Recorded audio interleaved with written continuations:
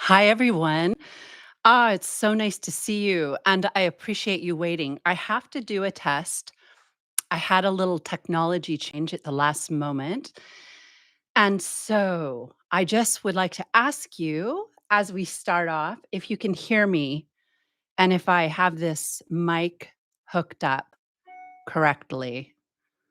Okay, if there's anyone in the chat. So let me see. It looks like the wonderful. Thank you so much. I appreciate that. I had to take a few extra moments to get this set up and I wasn't sure. So okay. Okay. So here we are. Everyone, it is absolutely amazing to be here. It is January 31st. We are in the last day of the first month of 2025. I just want to tell you that I had this podcast scheduled for January 3rd. I was ready to go. I was so excited. And I had really been looking at the archetypes for 2025, and January started off with a bang. I'm sure most of you know, and I knew it was going to, but it was just one thing after another. And so I just want you to understand right from the get go that the archetypes and the influences, the cosmic forces that we are under right now are extreme, and the the acknowledgement of the realm of the holy is absolutely more urgent than it has ever been before, that we are able to maintain consciousness during this time. And so I'm so excited to get into the archetypes.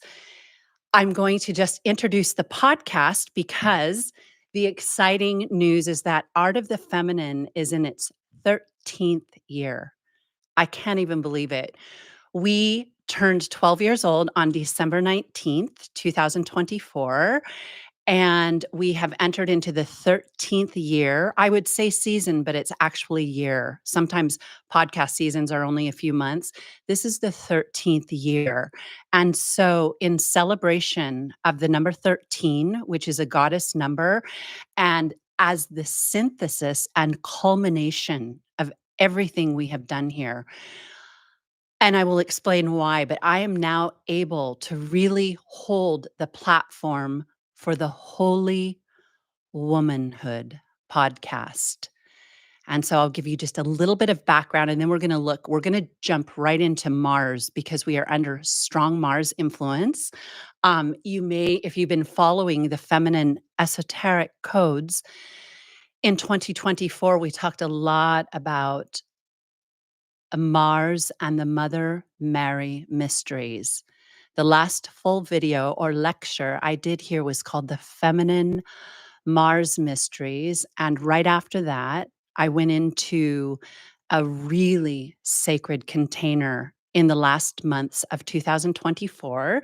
And I had the most amazing group of goddess initiates for holy descent. We did goddess ritual, the holy descent of Inanna. It was an 8-week course, and I talked a lot about it, but it was just one auspicious transmission after another because the way it aligned. We started on Samhain, we finished on winter solstice eve, and it fell on the Scorpio moon, the Taurus moon, and then we landed on the numbers 6, 13, and 20, which are a very sacred permutation of the very work we were doing. None of this was planned. It was all just orchestrated by the cosmic feminine. And so I say that to you. I introduced really for the first time a level 1 goddess Kabbalah training. And so this work is based on, most of you know because you've followed me for quite a while, a lot of the people who have been with my work, but it's Kabbalistic. And so I started teaching goddess Kabbalah, divine feminine Kabbalah years back, but I haven't really been able to speak it like we will be in the coming year. And it's a really, it for me, it's a very big deal. So I'm going to give you a couple minutes. on the history of the Art of the Feminine podcast, and then we will dive right in. I will be on for a while today. So let me just tell you, Holy Womanhood podcast, this is how we will work. The first Friday of every month, I will be live. I will do what we've been doing as the Goddess Report, and we will look at the archetypes. We will look at the divine feminine astrology, and it will be a feminine energy update for the planet. I used to write a monthly Akashic Record Insight newsletter, and then as I began to move into the Goddess Report, that information moved into the Goddess Report. But now we will start every month on the first Friday. As we are here today, it's the 31st, which is a really sacred day. And if the first falls really close to Friday, but over it, I will do the last Friday, the month right before. So we're here today for February. This is the Goddess Report. And then the Holy Womanhood podcast will be uploaded. I have to get my rhythm, but I have my plan is it's uploaded on Fridays early in the morning, and because we've always worked with Friday as the day of Venus, and she's always with us. She's the over light and the over divine feminine of this work, and so just taking one moment to look at the Art of the Feminine podcast. We started on December 19th in 2012. It was right before the 2012 solstice portal. It was right at that portal, and it was a massive sea change. That was the beginning of the real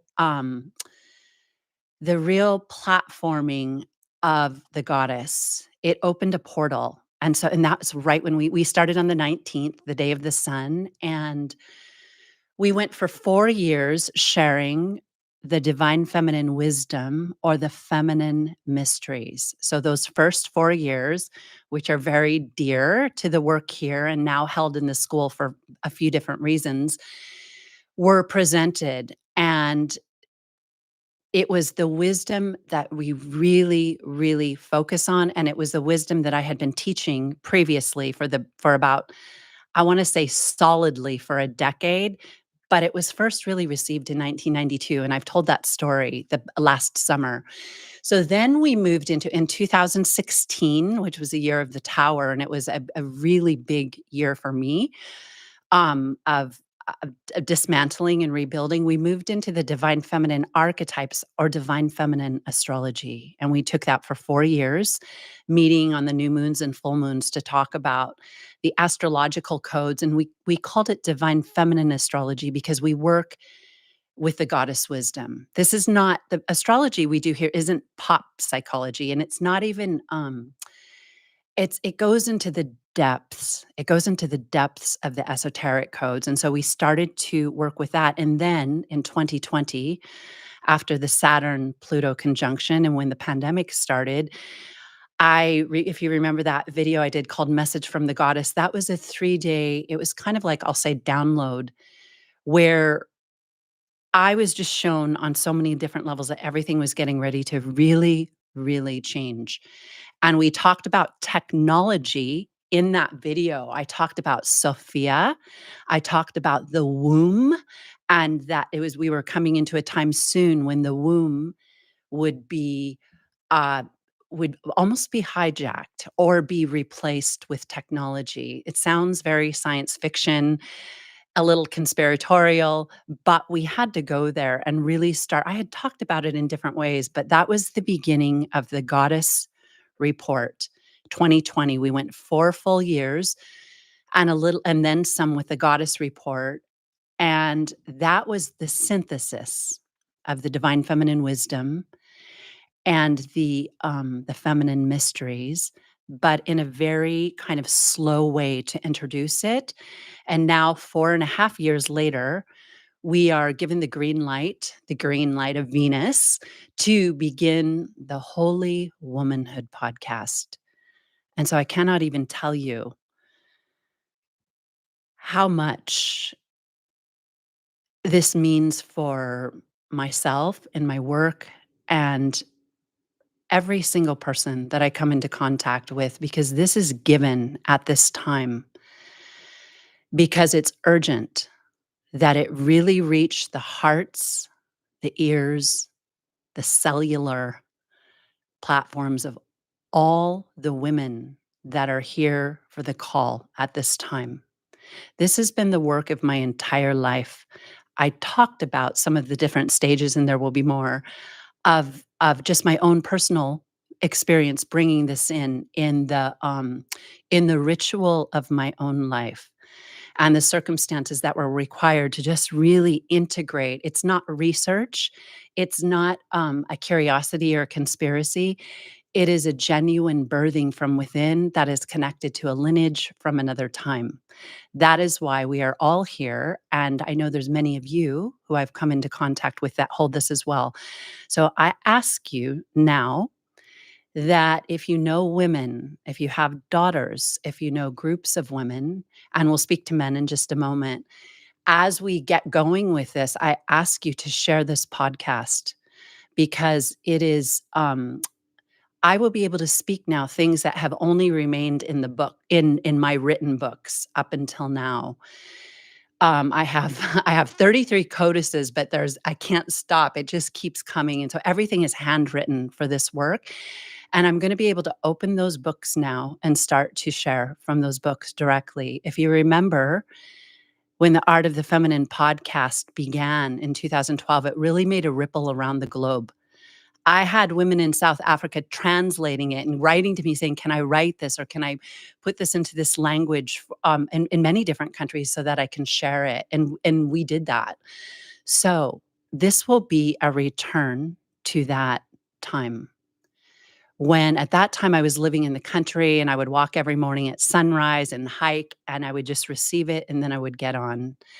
This is a return to that. And it is specifically timed for this very time that we are in right now. And for the North Node has entered Pisces, that's what we'll be talking about. And for the activation of the feminine Mars mysteries. And so I just ask you to take a moment.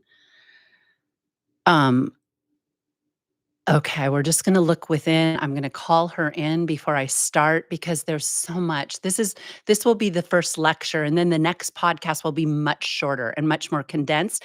A few of you wrote to me and asked me if they'll be on the podcast platforms. So if you remember, Art of the Feminine podcast used to be on all the podcast platforms. It will be returning. It was taken down, I think around midway through 2020, which was crazy, but I realized it was actually meant to be taken down but now it will be on those platforms. And so I just ask you, we're gonna call in the Christos Sophia, and we're gonna call in the feminine Christ. We said we will be working with astrology, the tarot, the Kabbalah, and the depths of the goddess wisdom that we call here the divine feminine wisdom. And so we invite her in. She's always with us, but we'll just take a moment and we'll do just a very simple I am in the 7 directions that we're calling solar Venus to activate your field so that you are able to receive what you are meant to be receiving at this time. And if there's anything that doesn't work, that it's filtered by your own inner sun, your own higher self. And so we're just calling her in. We're calling in this platform for holy womanhood, and it's to serve all human beings. If there's men on this live today, I tell you that you are so appreciated being here.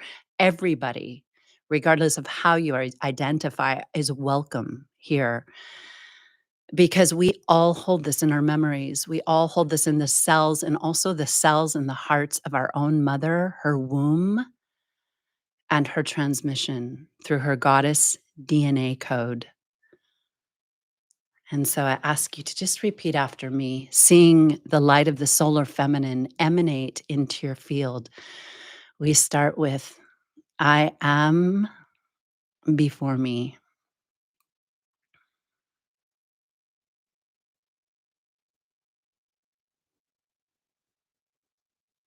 I am behind me.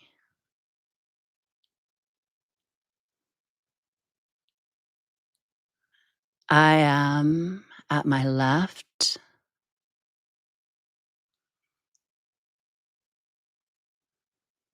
I am at my right. I am above me.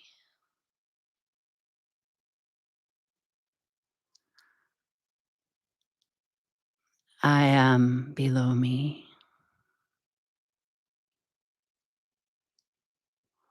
I am unto me.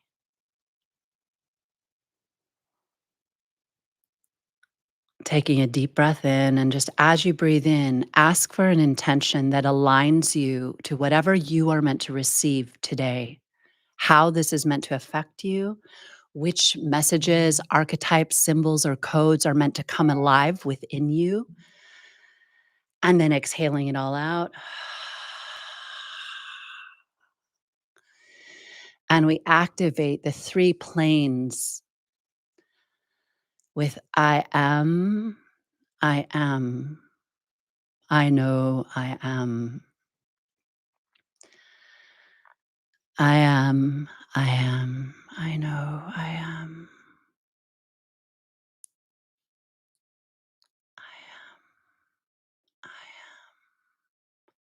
I know I am. And so, welcome to Holy Womanhood, the 13th year, the first episode, January 31st, and let's dive right in. I'm just going to make sure the mic is on, and it is. Okay, I will look down occasionally. It's so great to see you. Let me know where you're tuning in from. It's so wonderful to see you. I have to tell you, I'm really excited to be here today.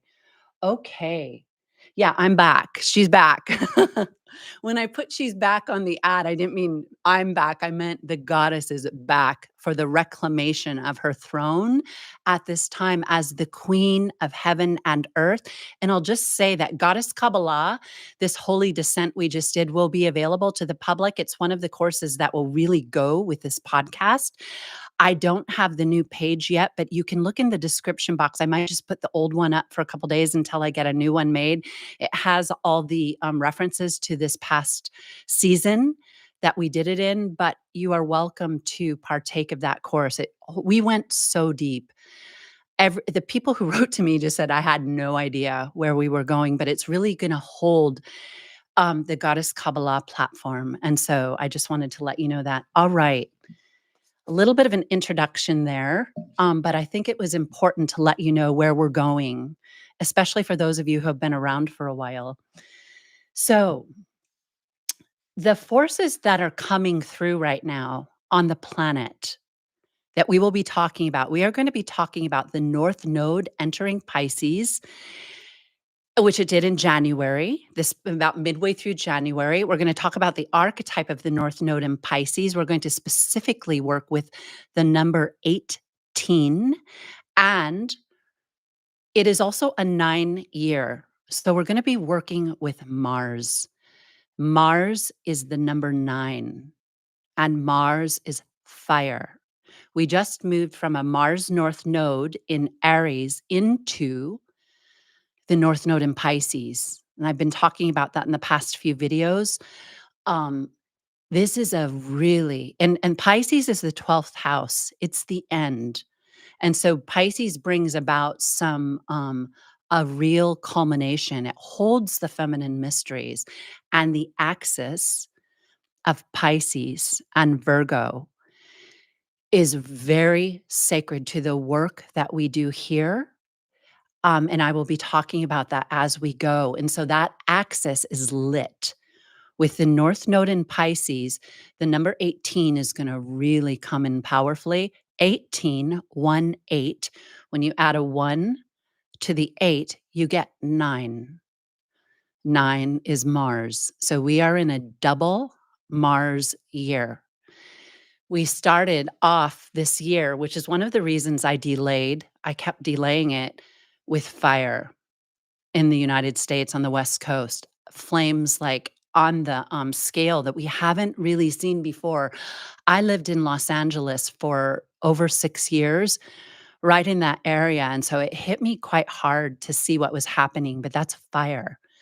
And we started off with almost immediately. Well, immediately there's the sea change happens on January when we went from the archetype of last year, which was an 8. We did all the triple 8 work to the archetype 9, Mars. Okay, let's see. The return of the Atlantean Roman Empire is how we've been speaking of it this past year. The Roman Empire and the emperor holds the Mars vibration, as well as that Mars transmission from the Atlantean cycle. This is a very masculine cycle, and it's a cycle that is concerned with power as it manifests through war, power as it manifests through the dragon current. We call the sexual force the dragon current, so we don't have to say it so many times in a YouTube video. It's about the dragon current and how that current is used. It's power. Mars is power. The work we do here is about activating the feminine power. Sometimes we call it the light body alpha or the alpha feminine. And we'll talk about that and look at why and how that relates to holy womanhood and the goddess. The goddess is truly integrating her power. This isn't a kind of feminism that you will see politically. This is the highest divine feminism. This is the feminine mysteries of womankind. And again, for the guys who partake of these videos, I just want to tell you all of this applies to you as well. But hearing it through this lens will initiate you. In the Art of the Feminine podcast, we used to always say, it just came in that way. The woman is the initiator of the planet. The woman activates the stream. And I got in trouble for saying that a few times, but this will be the understanding of how that is, especially going into what we call the goddess epoch. Now, in goddess Kabbalah, as I was receiving it over the past years, and I'll tell you how it started to come in, I was shown that the name for us for goddess Kabbalah would be called the goddess epoch. I did a video at Lionsgate called The Age of Sophia or the Age of Venus, because it's truly the Venusian mysteries of holy womanhood that will be active. The active forces on the higher celestial realms are coming in as Venus. This is her time, and they're also rising from below. Okay, let me just see where I want to go from there. We have the double 9. All right, let's go right into key 18, Lilith 666. And as the shadow body of Venus, which I used to write about a lot in the Akashic Insight newsletter. 666 we work with as the shadow of Venus. So Venus is the number 6 in exoteric astrology or numerology. In Kabbalah, Venus is, the number 6 is the sun. And Venus is the emanation right after the sun. So Venus is, as we say, the transmission of the solar force. Her number is 6, and she also has a correspondence with 7, as we think of Magdalene and those 7 portals or 7 seals of Magdalene, as we sometimes refer to them.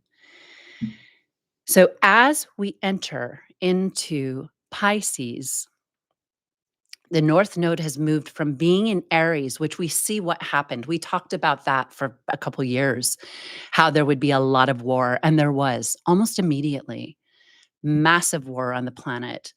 And we are a planet that holds that vibration. We say the fallen Mars force is Eros and war, but attached to the lower, I'm just going to take a moment and talk about the lower serpentine force. Okay, here's another correspondence. This one's big. This is the year of the snake. We just had the Chinese New Year, the year of the snake. We work with the number 8 as the snake. And so we did a lot of serpentine goddess work last year, but also 888 is the solar force. It's the solar Christ is what it represents. Okay. As we and there's so much this is all goddess Kabbalah and how we work with it. So as we entered into Pisces, the archetype that's on the table from the goddess keys is key 18, the moon. And we refer to that moon as the dark moon. I often in my work talk about the high priestess as number 2 and then key 18 as the dark moon. Um, this is the polarity of the lunar feminine force. And so Pisces is ruled by key 18. When we add up 6, 6, 6, we get 18. 666 is 18. It's the number of the dark moon or the dark feminine. Now, Goddess Kabbalah, we went all the way with the dark feminine and why it's just that was actually given for this time right now. The dark feminine we work with as Lilith, Lilith, the instinctual feminine force that is connected to the desire body, the carnal body of lust. The feminine principle is holy desire. And when you hear the Sophianic myths and the Gnostic myths, how Sophia fell through her desire. And this is indeed the truth. Now, and just to align that with how we um, po- um, procreate in the underworld, we do it through desire. So the feminine in the fall was cast into a realm where the sexual force is not within her, it's on the outside. And so what that did to woman is it bound her to what we call the lower serpent forces. So the serpent forces, the subterranean forces, the lower serpentine energy is connected to Lilith or Lilith. Lilith is, I've been talking about this in the past couple of videos and it's in all my work, that Lilith is the South Pole. We have the cathode and the anode, and we work with Lilith and Eve. So Lilith and Eve, the serpent and the prophetess, are also a playlist that's on this, that we have a few videos in on this channel. Also, make sure to subscribe. I forgot to say that, but please subscribe to this podcast and hit the like button and let people know about it because there's a lot already here that you can review and share because this is the foundational work for what we're doing. So 666 is 18, and 18 is the dark moon, and it is Pisces. So we have entered into the archetypal coding of Pisces. Now, I have more coming in this, and I'm gonna start to talk about it, but it's pure deception. It's pure delusion. It's the dream state where it's hard to tell what is objectively true, what is subjective, who is being honest, who is using you or manipulating you. Now, the key words right now are manipulation and subversion. You think of subversion and you think of the underworld. Pisces is that underworld. It's the complete womb of the goddess, and we talk about her different dimensions. And it's the ground. It's going all the way into the mother deep, the depths for transmutation. Now, when the sexual force, as we fell, became on the outside, it became all about materialism, lust, and physical attraction without the heart. The heart, which is Venus, was exiled. Now we still have human love. We all know what love is. We're capable of we can't live without love. whether it's a love of an animal, the love of nature, the love of music, or the love of our beloved, the soul that we're with, we have to have love. Love is the water that we drink. We can't live without that. And so everyone, even if they love evil, they have a love relationship with it. And there are souls who love evil, and that's their love, because you can't have power without love. So you have to love something. Otherwise, you're inert. We often say that the masculine force is inert without the feminine. Love activates the feminine. We say in the Art of the Feminine podcast, it warms you, it thaws you, it makes you vibrate with life. Life, the principle of holy life is Eve. And we just did this whole Goddess Kabbalah is based on the body of Eve. And which is so, this is so crazy. I love saying this right now because we're in the 13th year. Our tree of life is based on 13 spheres. So you'll see different wisdom with Kabbalah. This is a cosmic feminine goddess Kabbalah, and we work with the number 13. The correspondences, all the relationships on the tree of life have been received meticulously beginning in 1992 and then really kicking off in 2009 on the inner plane, which was an experience I had receiving the inner Kabbalah or the inner voice to start to work on a real and prolific way with what we say are the feminine hierarchies, those spiritual forces that are female, that are connected to the female vessels or chalice holders on this planet. And so it's been a slow process to receive this because, and this is one of the reasons I was told in 2020 and even earlier for this work. I've talked about it a little bit, but I was not able to, I wasn't able to engage like with a kind of alternative media type of platforms or truth movement platforms or, conspiracy platforms. I was shown in my work, you just can't go there, even though there might be some partial truths and it could have been a much greater audience. But I was told that you can't, you just cannot be. And Pisces is conspiracy as well, even though I'm very well read in ways which I'll talk about as we go forward in great detail throughout this next year to understand them. But in order to carry the pristine energy of the goddess, there has to be um it has to be protected in order to be able to speak the words. And the woman Eve is the word spoken. She's the active sound current.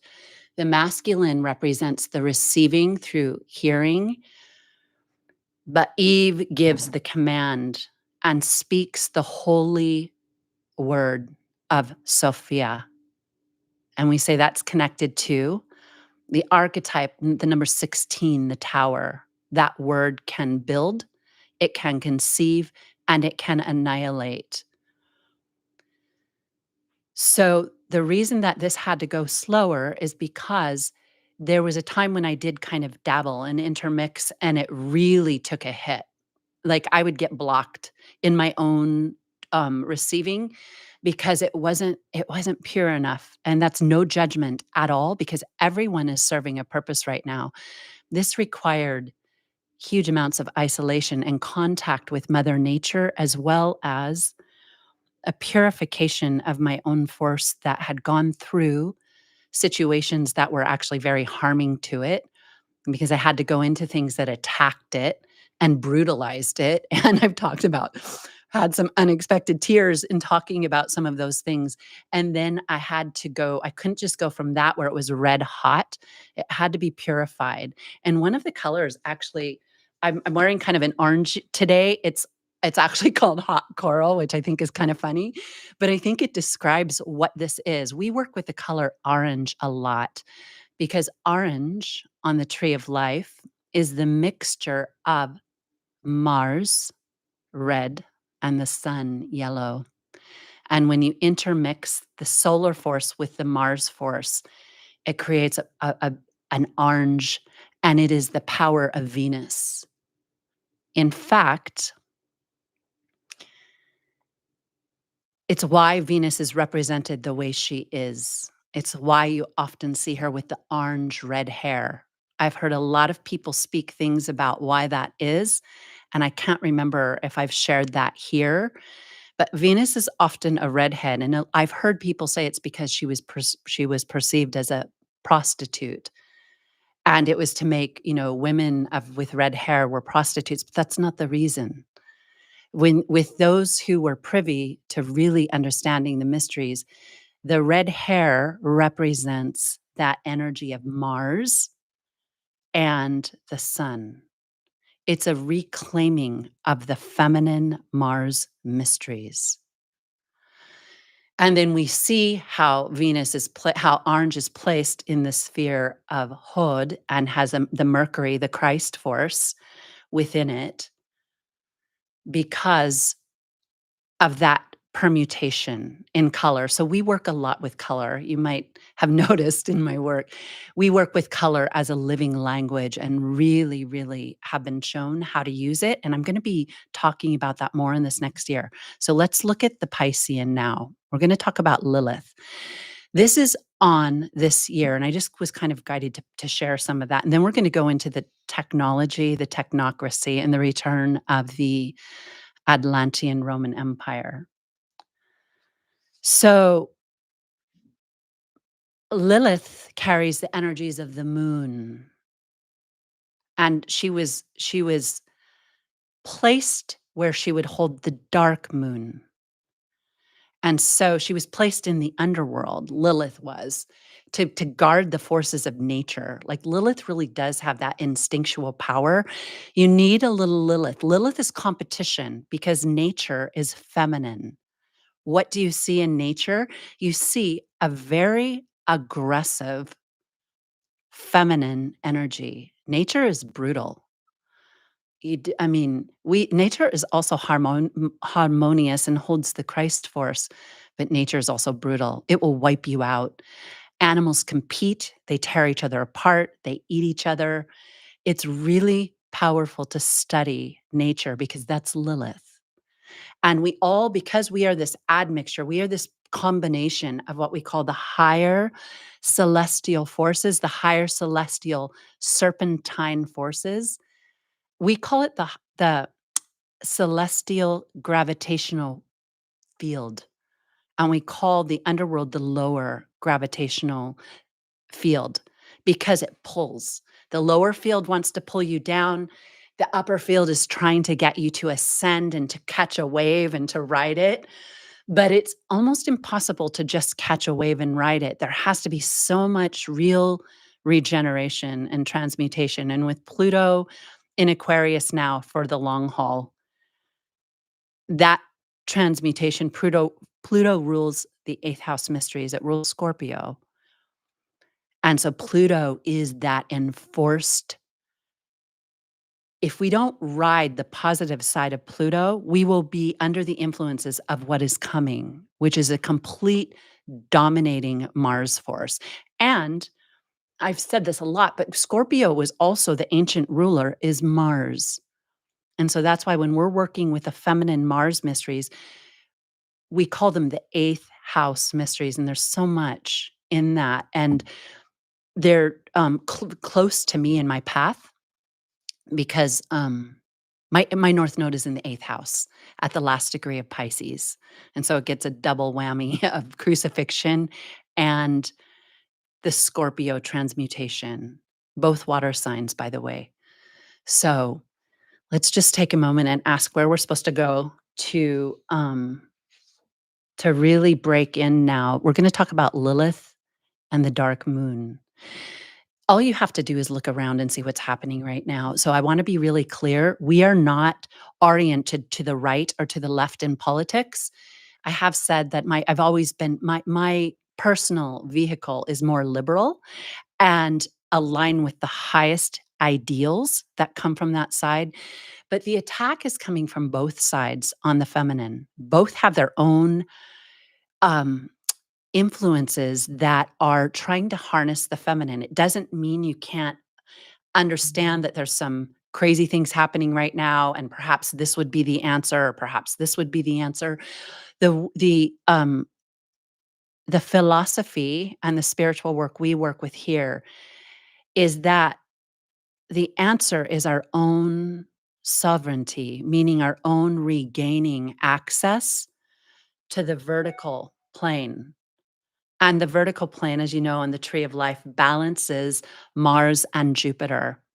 It balances the masculine and feminine, and it's the ascension process that leads us from the earth, which is a ray of Shekinah, which is a ray of Eve, a ray of um, Magdalene. Magdalene was really the embodiment. And we're going to talk about Magdalene. We're going to talk about why Magdalene is the key. The collective I work with is called the Magdalene Magi, but I will talk more about that because it holds that stream. Woman is the key going forward, and that's not anything to threaten. Well, it she is the greatest threat, and that's why both sides want her. But we are all woman, and we all come through the womb of woman, and our DNA is connected to our both the king and the queen, our father's DNA and our mother's DNA. But the mother is connected to whether or not we reclaim our energy. We have to understand the mother codes, and that's a human mother, but she's the vessel for the transmutation and, most importantly, regeneration of our, we call it the goddess DNA. And that's what we're going to be working with this year. That's what goddess Kabbalah is. And this is about those who feel it in their heart, knowing why we are here right now, why you were born right now. Now, I want to make one thing also very clear. The priestess path in this at this time does not require one to be to give birth to a child in this lifetime. That would be false to say that you can only know the mysteries through that experience, which is much greater than an experience if you are aligned with the teachings. However, and okay, just one moment. I want to make sure we get this. Yeah, there had to be an unchaining, a liberation of the bondage where the woman could only have any uh usefulness in the home. And so there had to be these waves where women broke free and experienced what it was to play with their desire force and to use it from their own inner will. It's the lower will. It's not yet the higher divine will, but like in the 60s, the breaking free, the going naked, and the rebelling, that was an important stage, even though that stage was also linked to the shadows and very much used by the shadows. But that's how it works in 3D. I've said before, the dark works for the light. What we mean by that is the dark will initiate the next level of human evolution. We get it because we need it. Meaning when we get hit, if you have the capacity to go in and look at it really closely, you'll see what's going on. Even the hierarchies in other esoteric systems have talked about this time, how the dark would come in very, very powerfully, and it would be a close call, but that throughout history, those moments activate the greatest change. When you look at World War II, even though it was horrific, a lot of change, both some negative and some positive. It depends what path, but the positive definitely did its thing. It fertilized us.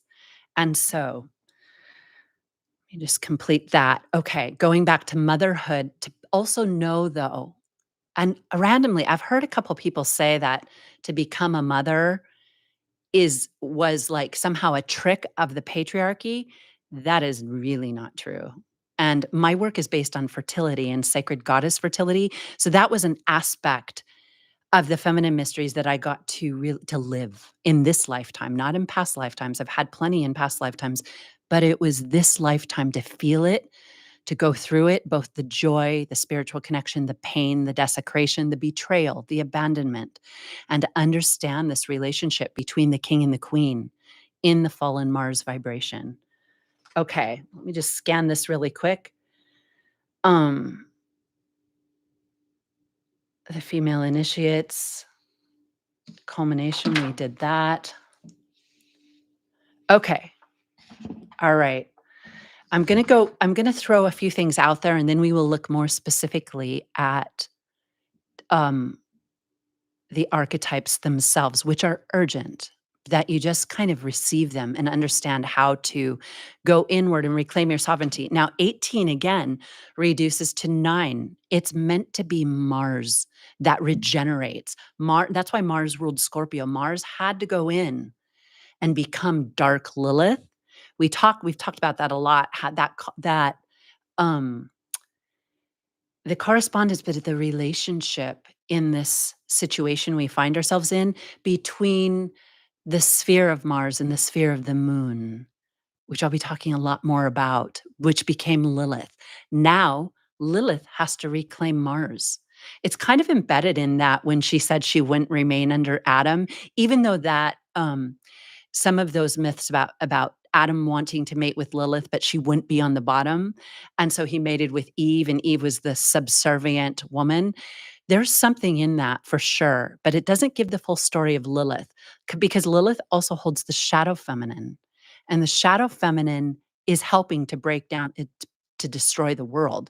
That's why if women don't understand their spiritual mission, this world right now, this is why we're doing Holy Womanhood podcast. It is an answer to some of the other podcasts that are out there right now. It's not a takedown at all, but it's an acknowledging that this vibration that's being pushed with women, and again, we need to be creative, we need to be free, we need to have the direct control over our bodies. However, what is being pushed in a very real way is to lead woman into the rollout of this techno-feminine agenda. So we call it the techno-feminine. It's to turn woman into the robot. The first female robot was named Sophia. The first female robot that had citizenship of a country was named Sophia. There is no mistake in the connection. And actually, a lot of the language from the mysteries is used right now with technology. That's not a coincidence either. So I guess this is a time to put this in that, if you look at the robotics conferences that are happening right now and you see the image and likeness of the females, it won't take you long to understand what's happening. That these robots that are gorgeous women will satisfy the carnal nature of the fallen Mars force. So, obviously, behind the creation of some of this technology, this is not about pointing out individuals, at least right now. It's about understanding the impulse, the fallen Mars impulse that's propelling it forward and forward without the connection to the vertical plane and the spiritual dimensions, without understanding what we are as human beings. It does not mean that technology can't bring great advancements. And we'll talk about that. Yeah, I mean, I know people who have very, very advanced technology that it's been used in for their health and their longevity in life. because of something, a medical incident that happened. There is that moral question that we'll be talking about. Where do we draw the line? Because as I'm going to talk about today, there is a book that I have not finished reading, or I haven't read it enough to speak to what's in it yet, but I know what's in it because I've seen the interviews. This book is called The Singularity is Nearer When We Merge with AI. The name of the book is called The Singularity is Nearer When We Merge with AI. It's saying we're there. And I'm not going to mention the name of the author. You can look it up if you're interested. It's I just got it. It first came out in 2005. I believe 2005 or 2006, which is crazy. That's when my son was born. For me, my son is such a huge part of my work. It's crazy. So the book came out in 2005. So that shows you this was already happening way back there. But now it was re-released in the summer of 2024. Why is this important? Because I recently, and I'll say a couple names here because it's not any kind of a takedown. I mean, there's several, but I recently heard a podcast, and it was with the tech bros, and there's some obscure ones. There's the ones you kind of recognize, but there is a whole community of people out there that live and breathe for tech, and it's great. They're really, and they present things so straightforward because they have that tech mind. Everything's just like, not talking about the conspiracy or truth movements or alternative media. I'm talking about that community, and I listened to some podcasts recently. And there was big hype about Sam Altman, who is in Silicon Valley and has released really powerful AI technology. But he was saying that, and he had said it recently within the past 2 months or 2 weeks, they said when they did it, that AI is coming so fast and that the changes are coming so fast that the most shocking thing he said for himself is that nobody knows it. Like when he looks out at human beings, he's like, this is the craziest thing that's ever happened, that these people have no idea where we're really headed and fast.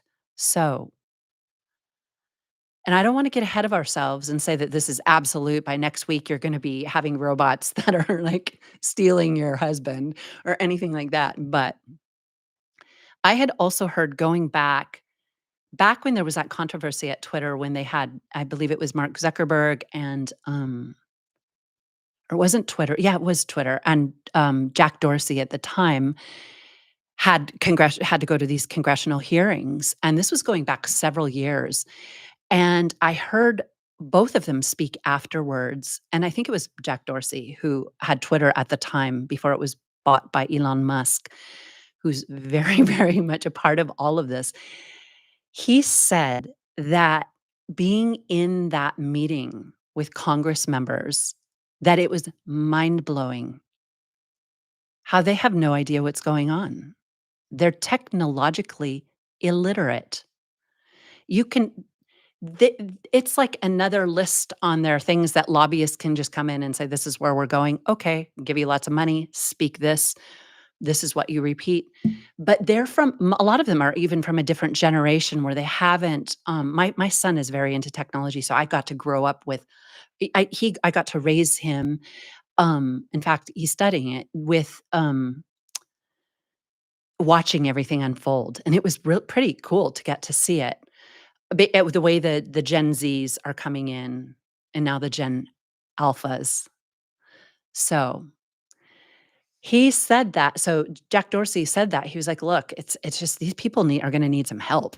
They're gonna need to have people in the know come in." This is one of the reasons why I will just give this to this, why Silicon Valley is really, hovering around the president who was just sworn in. By the way, we also had the inauguration. That was another thing that happened in January that brought in, I haven't spoke to this yet, massive change. Fast and Furious, the Roman Empire. Now, I'm not gonna speak specifically to this presidency. I mean, I will. I take that back. I will. We'll piece it out.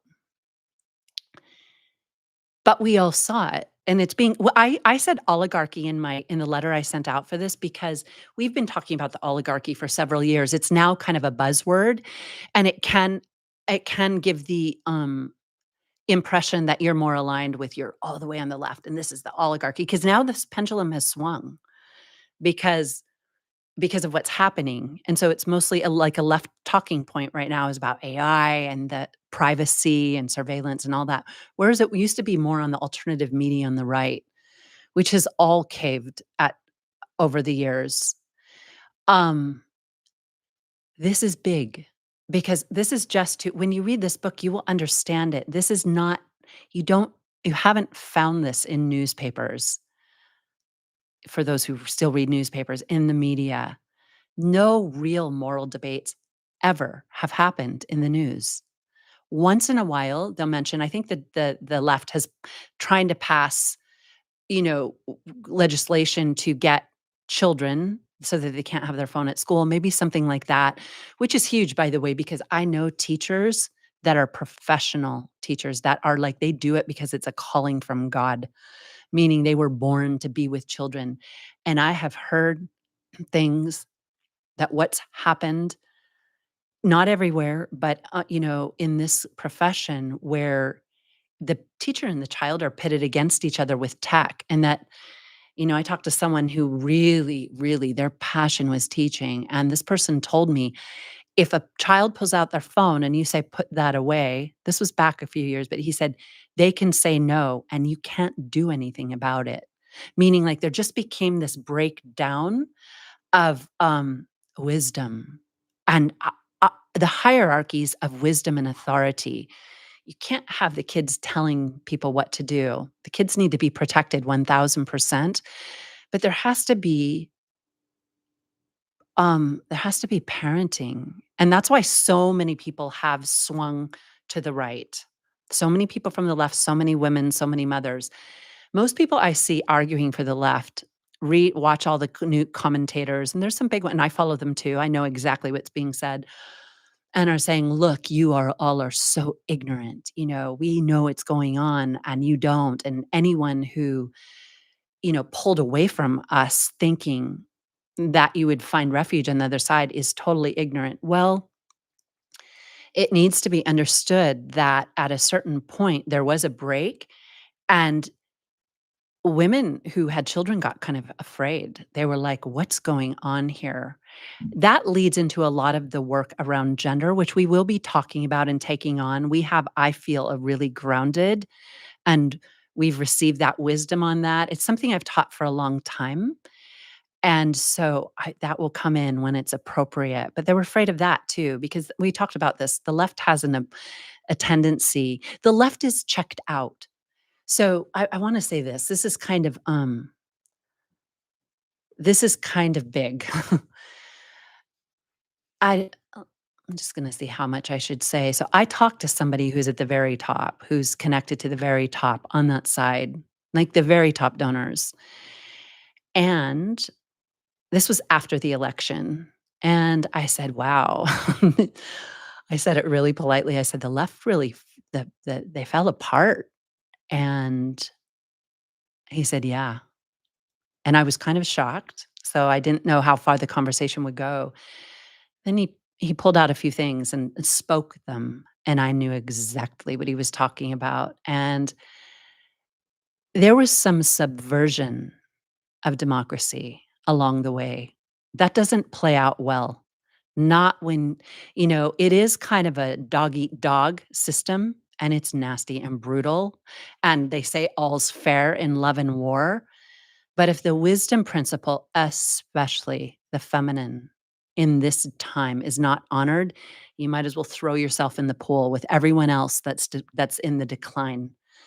You have to wake up. And what happened on the left I'll just say this a little bit. And again, my principles align with the best of that party is greed and lust and celebrityism and kind of fame and self-promotion, and then playing the game from that energy. You lower yourself into that energy. For anyone who feels that their principle, you lower it. And I have some people on that side that I love dearly and that are truly carriers of this new world, but they got seduced too. It's seduction. The left tends to fall into the feminine underworld of seduction. And now it's too late as far as they're concerned because of everything that's happening. There will be some rebuilding, but we can't be pitted against each other. So it's too much to say right against left for the wisdom. It has to be center pillar. It has to work with those luminaries that hold the Christic path. And it can be the parent of both right and left and oversee the good and the shadow. Because as women, as holy women, we imprint the human race. We imprint the human race in our womb with our thoughts, with our feelings, and with what we say out loud. Truth has never been more potent. There's a saying, you know, speaking the truth is the greatest power that exists. It doesn't mean it has to be an aggressive, crazy, it also has to be in the right frequency. But holding the frequency has to happen first, and the purification. A lot of people hold truth, but they're still carrying this big baggage of dark within. That cancels out your truth because truth is an ascension, and you can't ascend if you're that's the eighth house mysteries. If you're carrying that darkness, she will not let you ascend because you will break the chalice and it will be irreparable. You will not, once we talked about this back when the North Node was in Cancer, about the holy chalice and how the reason mysteries, and we call them the feminine initiation science, is what goddess Kabbalah is. It is a carrying of the feminine initiation science. It requires the building of the chalice, and we don't get second chances, meaning we have to recycle and come back and try again. That means the higher you go in your consciousness, the more dangerous it is. It's like walking the razor's edge. You have to be completely accountable and responsible for because you're holding the energy for the planet. And there is a governing body looking over you and deciding who they can pluck for initiation to be a link on that golden chain. It's huge.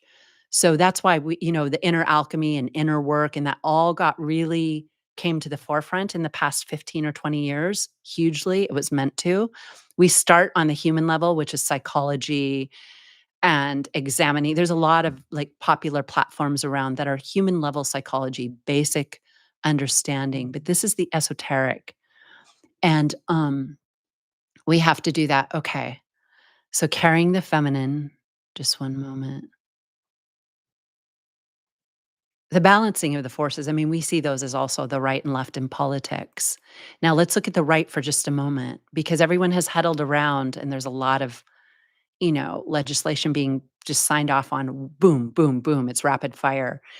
A lot is going to change. Let me just see what I can say about that.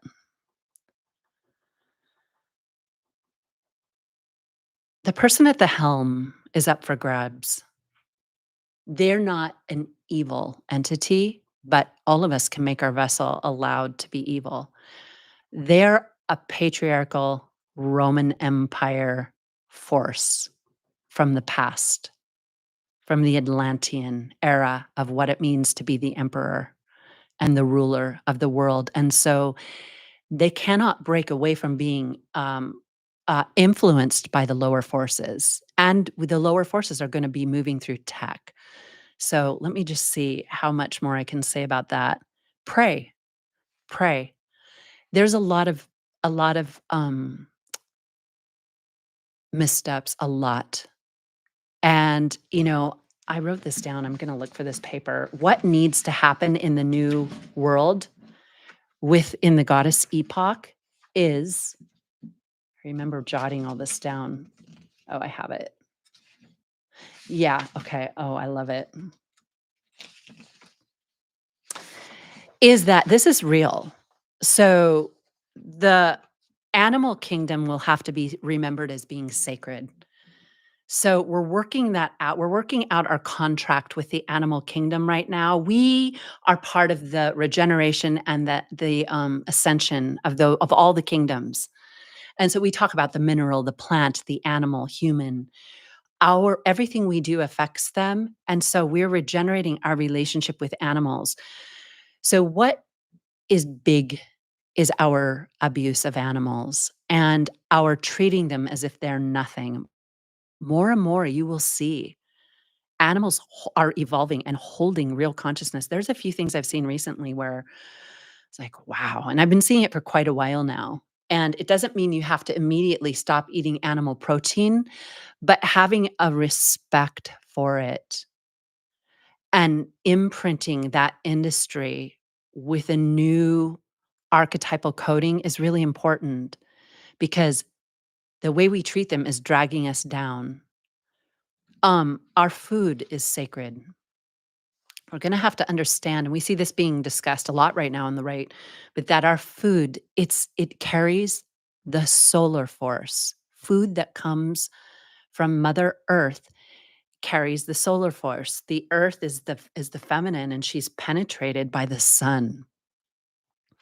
We've said that the second a seed goes in the ground, it starts talking to the sun. Before it's in the ground, it's got its hard archontic shell. The archons are shells. And so the seed has to crack that shell open, and it's those rays and waves that come from the solar force that talk to the seed in the ground. It's a cosmic communication. It's coming from the stars, all of the celestial gravitational field. That makes the blueprint in that seed begin to rumble and begin to fight the dark, fight the shell, fight the earth. But while they're fighting the dark underground, that soil, it's also magnetizing the elements and the minerals that are needed to unfold the divine blueprint in that seed. So that seed grows up, it fights hard, pokes its way through the surface and begins to grow. And then it's receiving the air and the sun and the water and the fire. And it begins the process of this is our human ascension process. We know that with the Christ force, it begins to grow. And it goes through all the stages of masculine and feminine to bear fruit, that final fruit being Saturn. The fruit on the tree is ruled by Saturn, and Saturn also governs Earth. And it means what you plant, you reap. What you sow, you reap.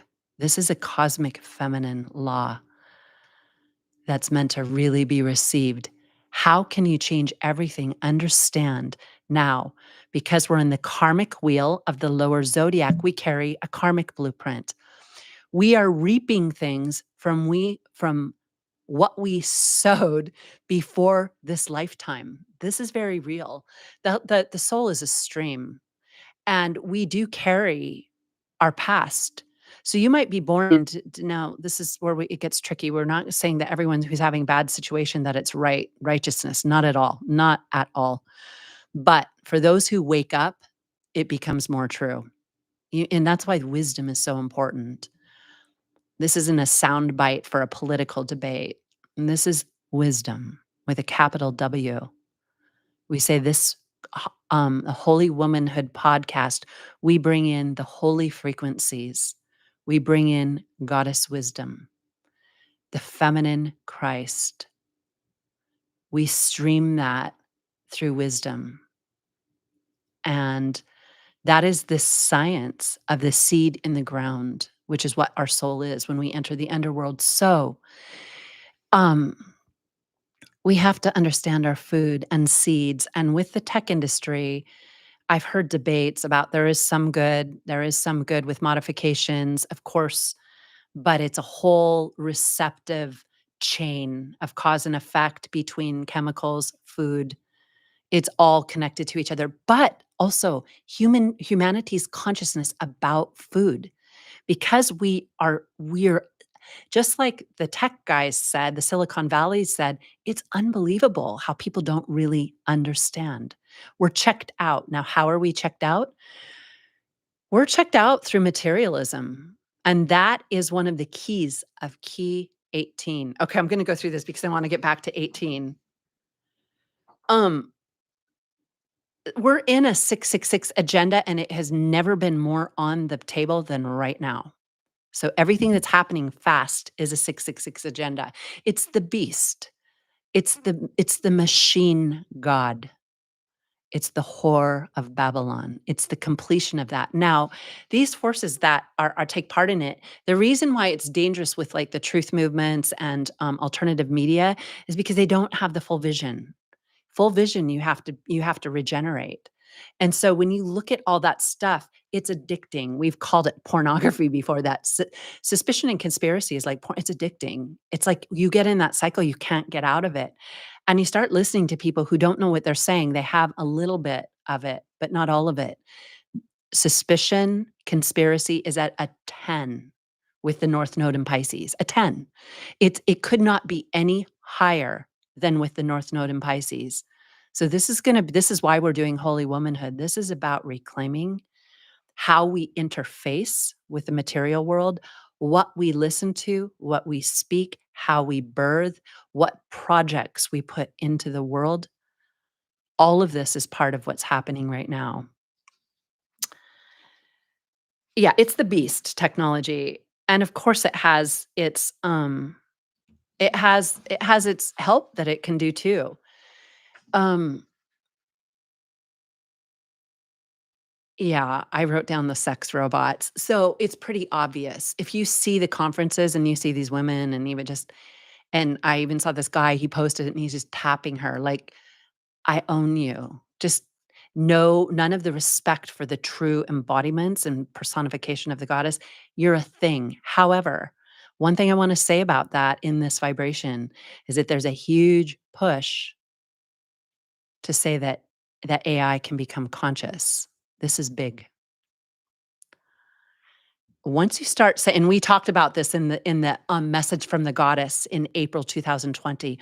Once you say these things are conscious, that is a slippery slope. I mean, there is no bigger slippery slope than that, to say that tech is becomes consciousness and ensouled. That is absolutely the threshold that we walk over into our demise, because as I'm gonna read, I have some things I'm gonna start reading now from the book. Once we claim that and there are rights, and robots are the ones giving birth, and robots are, there was something big that came in. Let me just see if it comes. When the robots are conscious.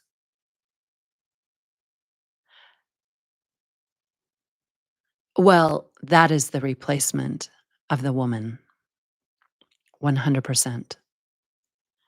Because if you are now competing and in the same category as a female AI, everything, everything that is true about the divine feminine wisdom is suppressed, is annihilated, and is erased. There is a through line from this lineage, and we carry it. And those who can remember and resist these. Pisces is the forces of water, and water is the most powerful force. It puts out everything. It's like when the water starts coming for you, it will come with seduction. It will come with the whore of Babylon. It will come with sex used for everything.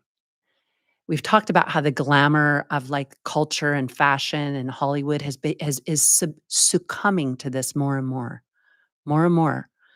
That everything is based on that. It's even like everyone's morphing and changing and shape shifting into something that looks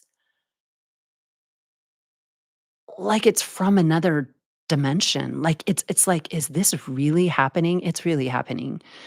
And it doesn't art is also very important because Venus is art, six is art. So 666 should also be the regeneration of art True art is in communication with the celestial realm.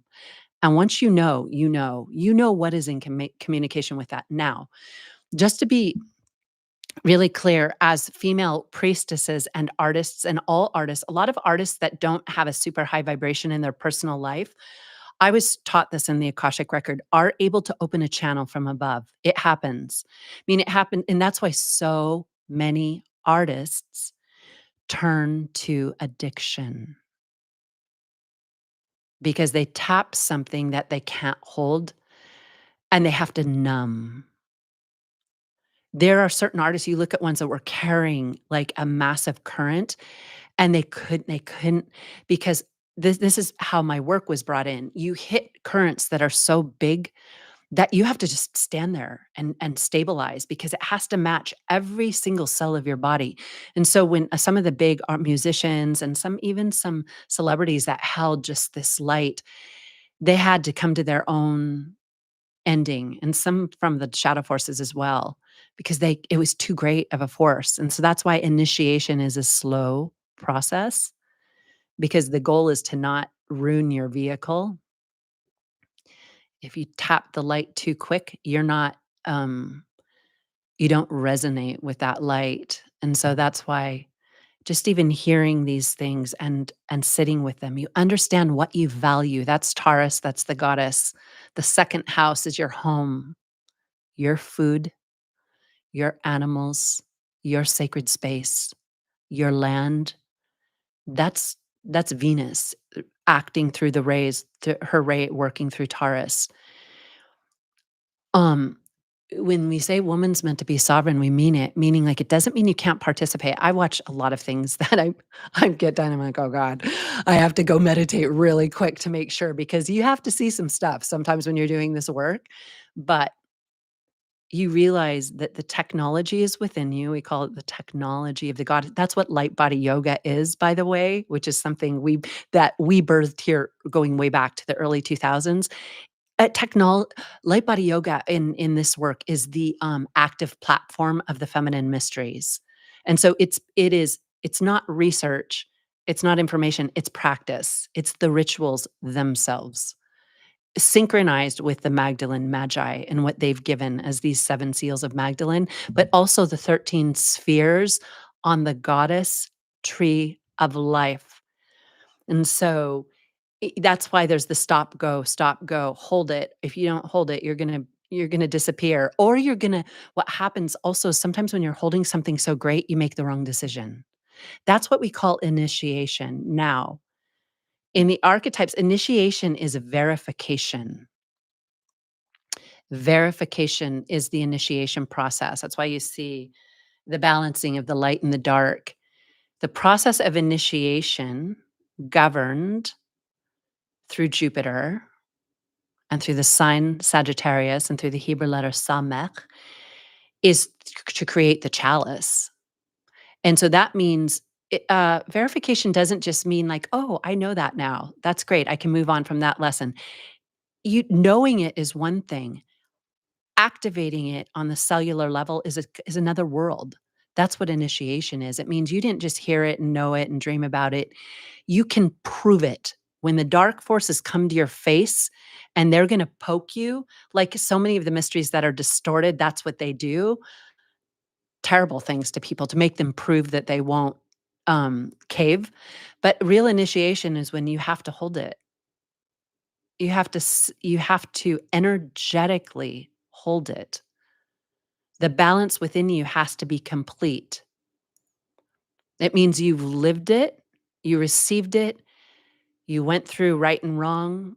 You made some by the way, I wanna say that just because you make a bad choice doesn't take you off the path. Earlier, I said that you can't fail, you're walking the razor's edge. That doesn't mean that you won't fail. In fact, my path was going into the dark and the underworld, which I've talked a little bit about, but we'll reveal it one day, and really seeing it and being thrown into it and eaten by the wolves. So in some ways, meaning that's Magdalene's path. And that's why she's sometimes associated with the prostitute, even though the archetype is not that. It's Lilith. Magdalene is Lilith, and she's also Eve. So we have to verify. That means, could I stand up when I'm being seduced with all these things? If people are offering me this or this money or this partnership or this, but you know it's not right, will you make the right choice? Will you know what to do? That's how valuable the currency of our life force is in human form. We come in for this. That's what the holy descent is about. And we really take it. We went into it to understand what has happened to the female in the underworld, why her womb and her aura are completely used and attacked, even by herself. That's when woman chooses it or just can't open her eyes spiritually. This is why we're here for Holy Womanhood in 2025. And the time has come. There's nothing as powerful as an idea, a system whose time has come. And we call Goddess Kabbalah a divine feminine system. We call it the secret feminine doctrine because it has some very different understandings that had to be understood by females. And it's a real system. It isn't just like put it all together or channel it. It was, like I said, a meticulous walking through, which is what we're all doing right now. Okay.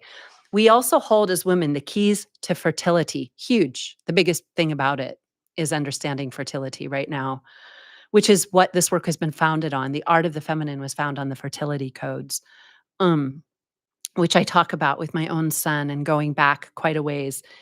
We also hold the keys to health, wealth, friendship. In the age of Aquarius is the age of rewiring and rehabilitating friendship. Friendship is in a state.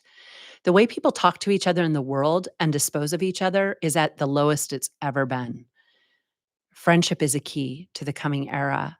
Genuine friendship understands the exchange. In fact, a real love relationship is nothing more than the elevation of friendship and the purification of the Lilith force. Because in friendships, especially with females, can bring out competition, betrayal, deceiving, taking from.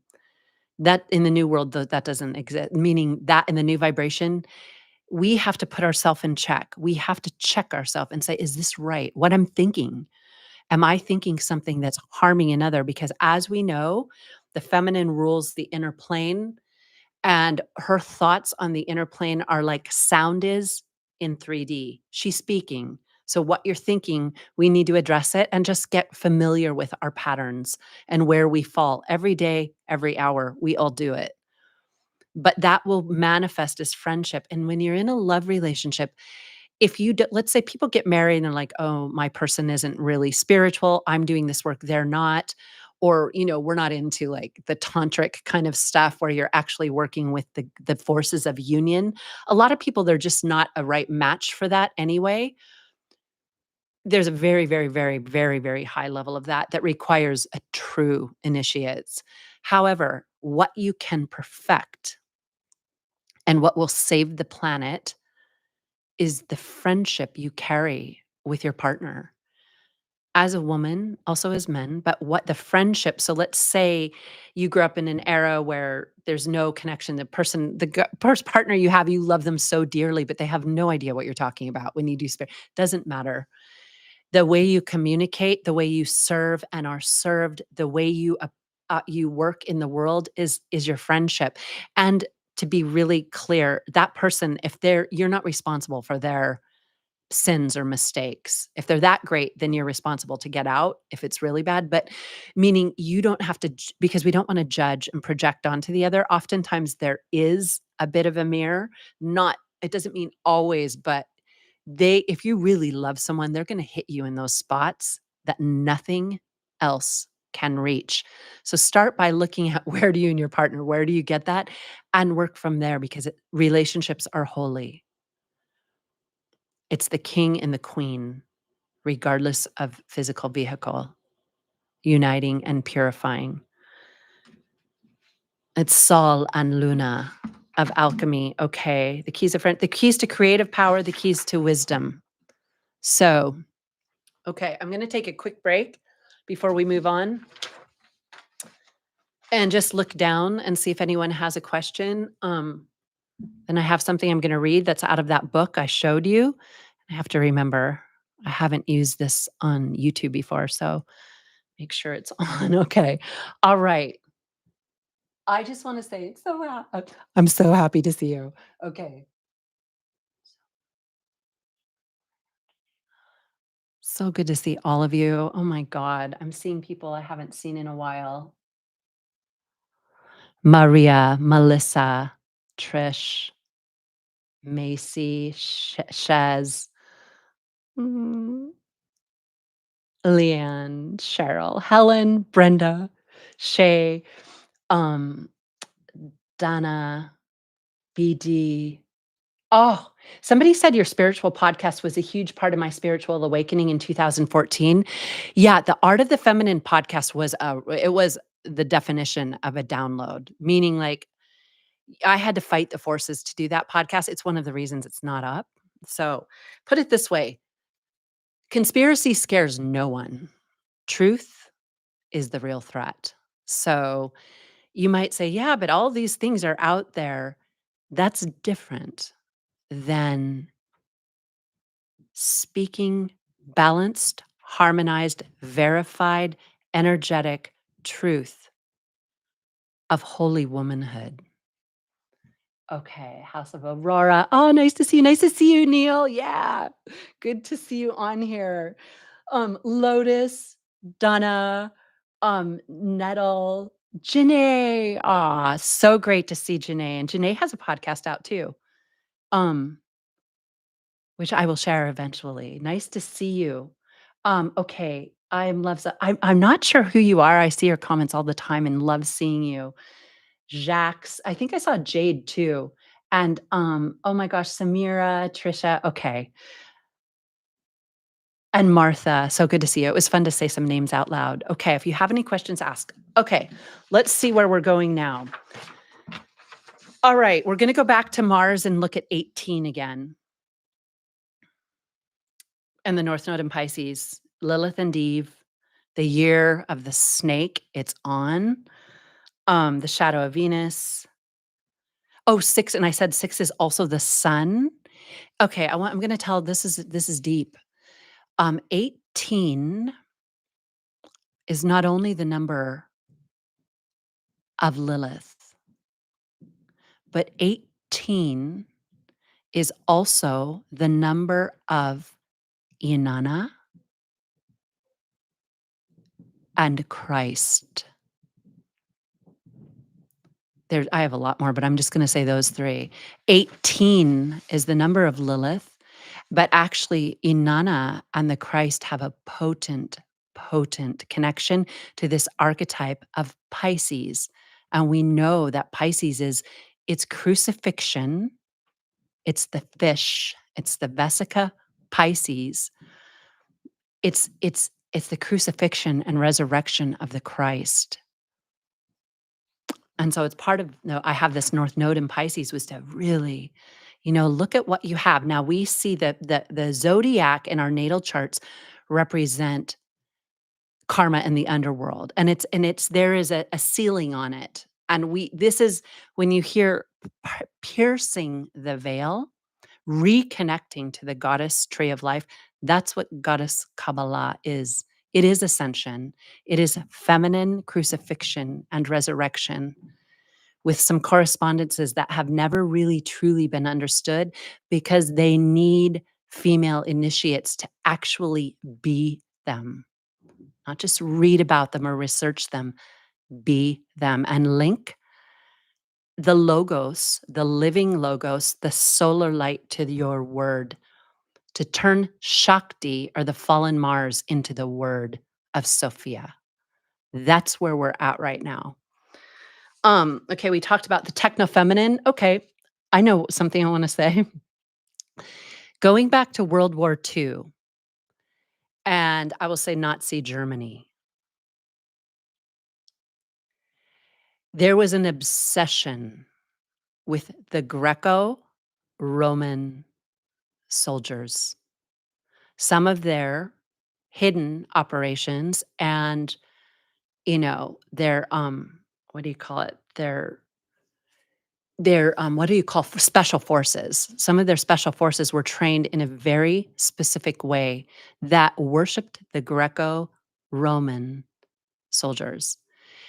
It's a form of training that dissociates from the feminine. It's an anti-feminine agenda. So we see this um, sensibility and this emotional expression coming in. It's been coming in for a while now.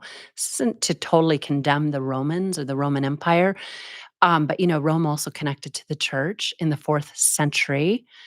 Kind of, there was a little bit of hijacking and also a synthesis that was genuine. Two things happened, which reminds me I need to talk about paganism. Um, so it's important to understand the hyper militarized bro culture is connected to this without even many not even realizing it, but it can seduce very quickly. I've said this in the past. I did a podcast with another friend recently, and we talked about sort of the bro podcast culture and just how it's a slippery slope. Um, that seduction is real, and you can feel it. I want to teach you. Not teach you, but I want to show you what to do. So, as a woman, as a male who's got your feminine energy on, when you enter a space, notice where it hits you. Like when you're reading something or looking at something, there's a space right between the rib cage. It's a very, very powerful space.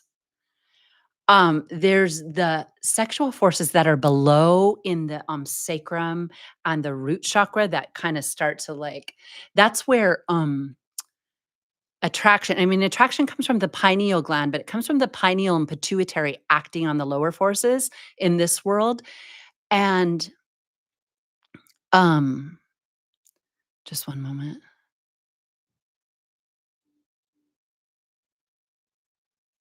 Okay, notice where you have to be energy savvy. That's why we work with feminine energy, the divine feminine energy, the divine feminine frequency. This is when you have to know yourself. Know thyself, goddess. Know what you're vibrating. It doesn't mean that if you get that feel now, it's almost like a sexual seduction that you can feel when you get in that's Pisces. That's how Pisces turns us into the victims of the dark forces in the lower Lilith body, the shadow body Lilith. Um, but there's a very powerful point right between the rib cage, right here. And it's connected to the sexual force, and it just kind of takes you, it's trying to enter the heart because there is this cap on humans with the first 3 chakras and with the lower fire triangle. By the way, the lower triangle is a fire triangle. It's a Mars triangle. And it wants to the entities that are in the unseen dimension that are very real. We say archons. There's all different kinds of ways, which are actually being brought in right now in a way that is kind of taking over some of the right-leaning alternative media. It's happening, and it's quite obvious. It's a seduction, and it makes you feel like you get this energy, like you have Shakti, and you feel like you're in it, and you're going, and you're like, "We're on a roll," but it's carnal, and it feeds on the feminine. Its food source is women, and it needs to have woman. I talked about this in the post yesterday on IG. It has to eat the feminine force in the lower world. Everything is eating. We talk about how everything is ingesting. It sounds kind of funny, but even the angels above us, the angelic hierarchies, our emanations are their food. Let's slow this down. Everything is eating. This was huge in the Art of the Feminine podcast. Some of you, I haven't spoken this in a while. Everything, including our dragon current sexual nature, is eating. We eat each other in relationships. We satisfy each other's lower desire body, which turns the soul into mere objectified flesh. Like that carnal kingdom, we just eat each other. And when love happens, it lowers the chances of us doing that. That's why I love motherhood, parenthood, love relationships, but also the love of the artist that learns how to love their project. Because there's a relationship happening when you create, just like in the womb, you're calling in, you're magnetizing the planetary spheres and all of their forces. What this work does here, what Goddess Kabbalah is, it's the relational energies between these forces in a purely feminine way. And it took a lot of deprogramming, dismantling. We say that Goddess Kabbalah is the cosmic feminine Christ, a cosmic Christ Sophia, because it's truly alive with the cosmic and her relationship to Mother Earth. So going back to the podcast thing and sort of the alternative media, just one moment. It's a hungry animal and it's a beast. And the momentum of it is picking up. And a lot of the sort of conspiracy stuff on the right that involves um, it involves like the UFO kind of thing. I studied this for 2 years. I was already very familiar with all of it, but in 2022, I've talked about how my teachers and mentors and hierarchy said, "Stop, leave.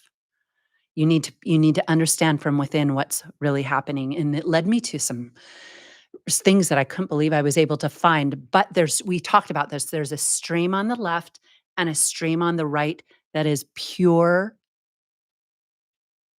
propaganda. I think I can say that word here because I know you get tagged, but it truly is. And they're designed for the mindset and the narrative of each side. And so, this is not gonna be a big reveal on what all of that is. However, most of it is purely engineered by the fallen Mars Force, the Space Force. Um, and it's a diversion.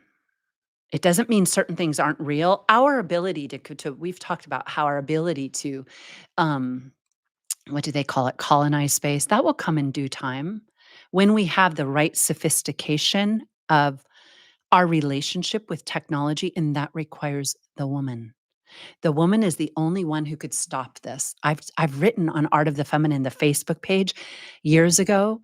I'm gonna bring up some of those old posts, how the woman would stand up to the devil and how her transmuted energy would neutralize the force. This is true. It is absolutely true.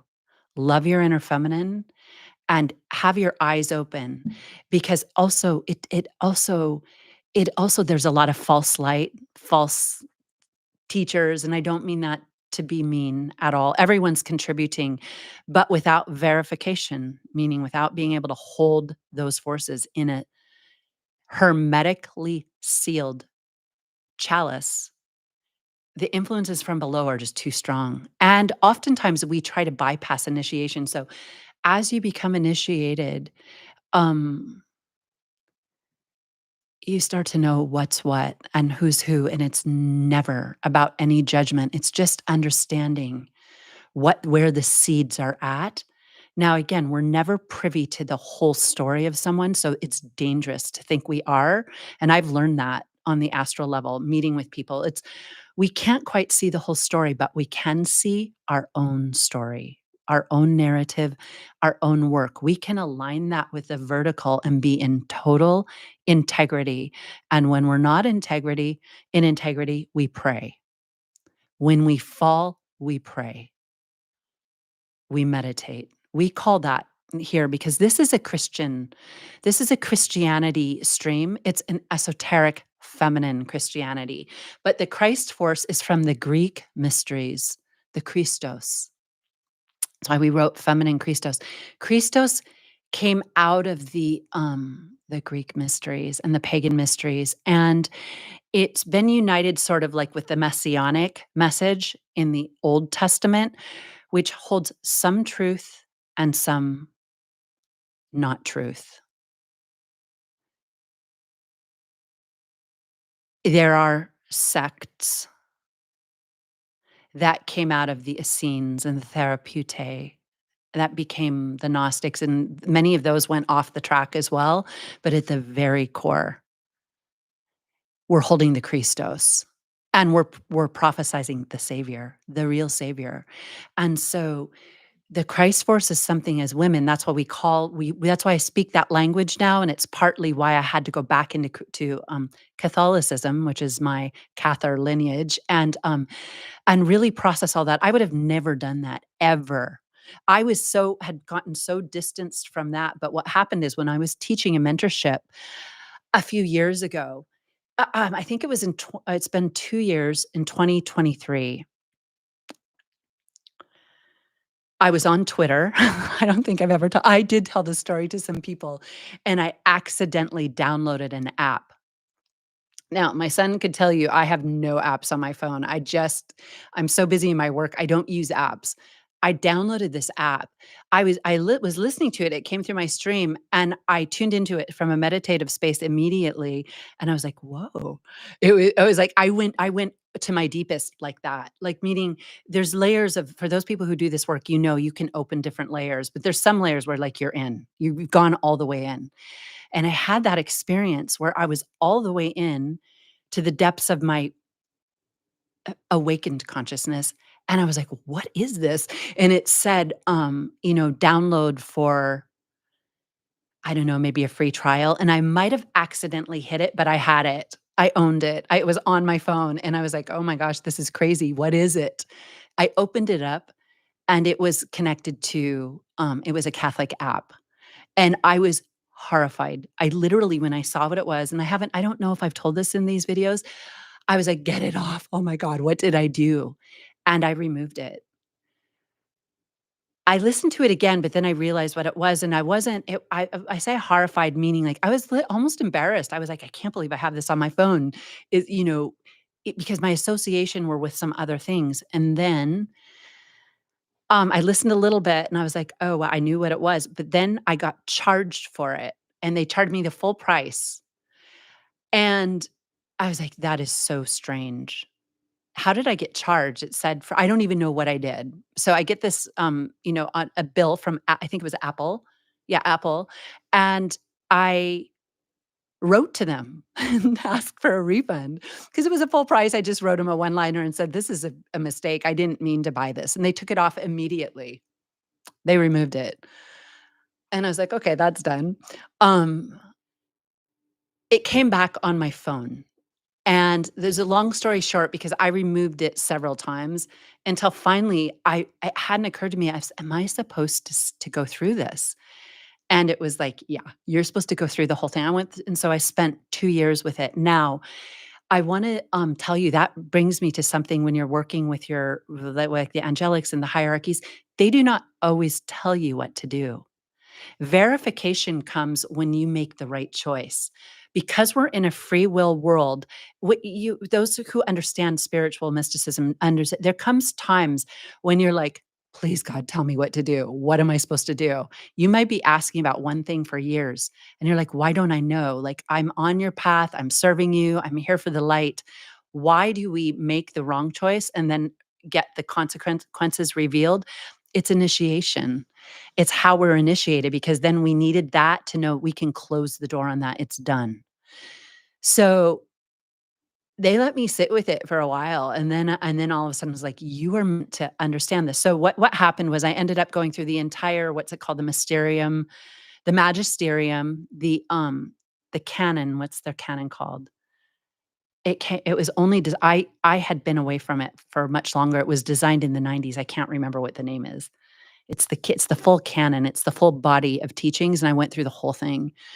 And then listened to a lot of the priests and the sisters and all of it because it gave me a real relationship with modern religion. Because and then I realized, "Oh my god, there is a revival happening of religion." And had I not done what I did and then I pulled up all the teachings from when I really studied as a child, and it all came together, it was full circle. I realized what my this works relationship is to real religion, and I know now. Like, there's a difference between just saying, "Oh, this is this and this is this," and having real life. knowledge. Like, I know exactly what's being said, what's being done, what happened, and it was synthesized with my work. So, why did we start talking about religion? So just one moment. Oh, I just said that this is a Christ stream. It's a cosmic feminine Christ stream because the Christ is of the the Greek mysteries, and the Greeks revealed massive amount. There were real philosophers that came out of Egypt and beyond Atlantis, Lemuria. You can go all the way back. This is our evolutionary forces reaching us. So, just one moment. Okay. So, that obviously brings us to Magdalene and the understanding of all this work. I had the realization, but it took me, you know how they say sometimes you have to understand the other side to know the truth. And because that other side was how I was trained as a child, I got to really get it and understand that at this time, okay, let's look at paganism. Let's look at the Gnostics. I've talked about things like the Masons. I want to clarify on that. This is the thing. I've listened to a lot of lectures by a lot of people within the religions, and I have high respect. And these people have gone on a lot of the bro podcasts as well. It's huge. And I understand and respect the level of integrity, commitment, and humanity needs structure right now. It needs the Father. It needs people have gotten so lost in the fields of lust and seduction that they're like, my God, religion is a breath of fresh air. And it is absolutely true. But with the good parts come the history and the interpretation of reality that was more densified, in the 4th century with, the church. So there is a a collective effort, and I've been when I so this is how I get my feeling. When I come across someone who's speaking the words, and those words they're speaking are attached to the ancient, crucifixion of the witches, I'll use that because it's kind of a popular culture understanding. Everything inside me, there's a particular vibration that awakens in me. And so that and even if it's one word, I can feel where it's coming from, and it activates a certain place inside me, which I'm not even gonna say because it just shows you it's attached to the archons. Now, a lot of people using these language don't even know it, and in fact, are super educated, super clear on their commitment to a God or a Christ or Jesus, but they are holding, especially when it comes to the battle between the Protestants and all the Protestant lineages in the Catholic Church. There's a battle between them. The Protestant lineages want to say that the Catholic Church is, worships idols and have really gone the wrong path with Mary and the conception and the real resurrection. I mean, there's a lot of different layers. And the Catholic Church is trying to maintain its status as the one true church. So it's a battle much greater than just wanting the good for the planet. Although the church, in the true mysteries, the church is Magdalene, it's the woman. The woman becomes the church, the chalice, the church to hold the forces. And Catholic or Cathar holds a lot of this wisdom. But what the reason for these purposes, I would like to say that what's happening right now is the word paganism is being thrown around a lot. Listen, in the way that is targeting the holy womanhood. Obviously, paganism can go into the depths of Lilith's carnal evil desire, and the furthest down you can go on that battery because it's a battery. And the South Node holds that. We did so much work with this in Goddess Kabbalah in Holy Descent. That's what we did. So it's being thrown out though in a aggressive way to prevent what's coming. Some people are just vehicles of the shadow forces and don't even realize it. So I want to be really this is why these times are tricky because you can't just say, "Oh, that person, I can't believe they're doing it. They're evil." It's not even that way, even in politics. So you have to understand vibration and be able to hear. We say in light body yoga, we say that hearing is seeing. You have to hear correctly to see correctly. If you take something in that's skewed, you will see that thing. And that's why the feminine consciousness is so precious and why it has to be protected. Its vulnerability is exploited in this world, which is a huge theme in the Art of the Feminine podcast. We have to hear correctly. So if we keep hearing something and that word language is coded, we take it in and we see it. The thing that's happening is that also the word heretical priestess is used a lot. The heretics, the heretical priestess, by people who claim to be deeply aligned with the one true Savior, Jesus Christ. This is everywhere now because we're reaching a peak now where those forces came in, there was a revival, and now the veil's being lifted. We need to pierce the real veil, but the veil of what's behind it, you will start to see it, and it's very much a part of what's coming in these next 4 years. We said that regardless of whoever got the presidency in the US, they would be under the Piscean influence. It made no difference to us what we said. So that's what's happening, and it's gonna keep going. Everything's on the table, the tech, the control of woman, the control of the narrative, and the, constant agenda to keep her down. Now, it's interesting to me what's happening in the church because it's interesting, with the Pope and, this big outlash from the conservative, the more far right side of the church.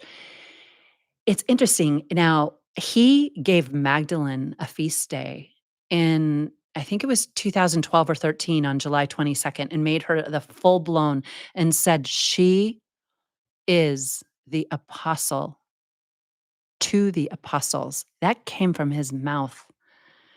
And he's been attacked ever since. Now, I know a lot about the conspiratorial level with the church and all of that, but it's real. Actually, I had planned to do the Magdalene Mysteries Part 2. I have all that work ready to go. We'll do that. That's coming, and it's deep. There are forces that want to punish the female as being the heretical priestess. You can speak the words of Christ and be taken down, the real ones, the real mysteries, because power is what's working right now, and lust and deep, deep materialism. So now let's jump back to materialism.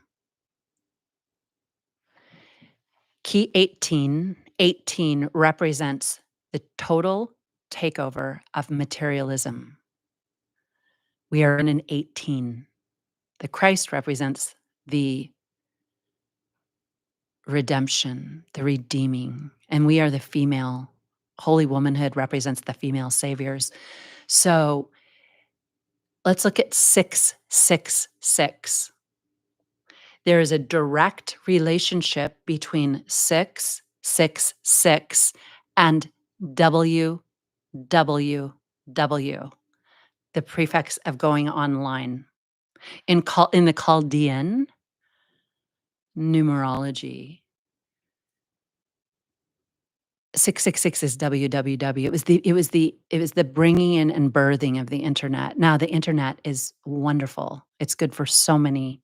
It's good to unite humanity. It can be used brilliantly, but the shadow of the beast that's coming is coming through tech. It's just the way it is. So we see that Venus, the number 6, and the sun, the number 6, is why we call the solar feminine a woman. It's the only thing that can align this path with the path that is beyond the veil, that pierces the veil. So I'm going to read a little bit of what is said in this book. I'm just going to read this. These are the bullet points of the book I mentioned at the beginning. Why the future of AI is the future of humanity's evolution, rebuilding the world atom by atom. Notice the word atom, with devices like nanobots. This is right off the bullet points of this book. Reinventing intelligence by connecting our brains to the cloud.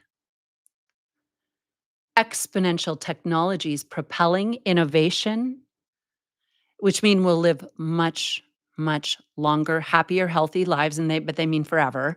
Now, obviously, a few extra years could be a good thing, but in order to get the eternal life, a pure severance with Sophionic wisdom has to take place, like pure deception and betrayal of the female, the feminine. Longevity, escape velocity, extends lifespans. Okay. And then the potential, and then he does go into the potential perils of biotechnology, biotech, nanotechnology, and artificial intelligence. So it's not very hard to understand. And I've also read and listened to these people, him speak a lot. It's very real. It's not even exaggerated, not even a tiny bit. So now who gets your consciousness? Like, who's going to have your consciousness? How are you going to decide? Are you going to be told that scientism and militarism and technocratic authority rules over you and tells you what's what? Well, that's what AI is. It's coming. I want to read what I just pulled up something I'd written for this. What is coming has everything to do with the feminine.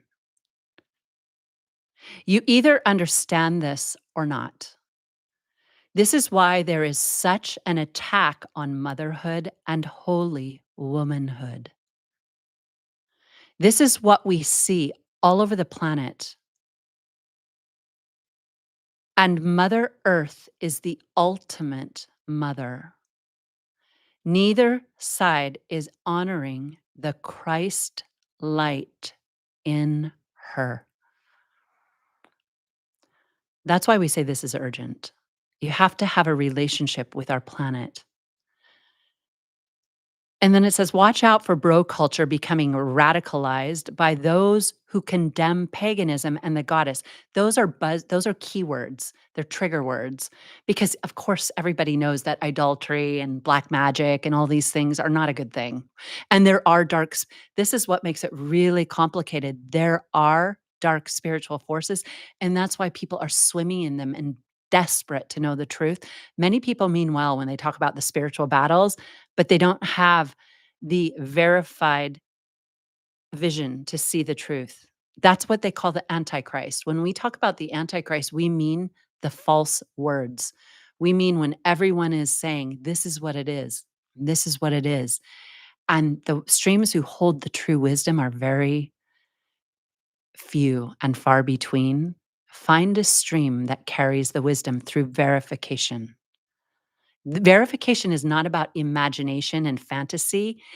It is about the true interfacing with the dimensions of the body of Eve and her creative consciousness, a direct relationship with the angelic hierarchies that is based on truly understanding everything from letters and codes and numbers, and really take, when I taught the goddess keys, it took about 1 year per archetype to work with them, and there's 22. It's a very big task because we did the translation completely into what we call the goddess keys. Okay, things to watch out for. All right. In favor, okay, so pagan in favor of dogmatic Christic Christ teachings without Magdalene.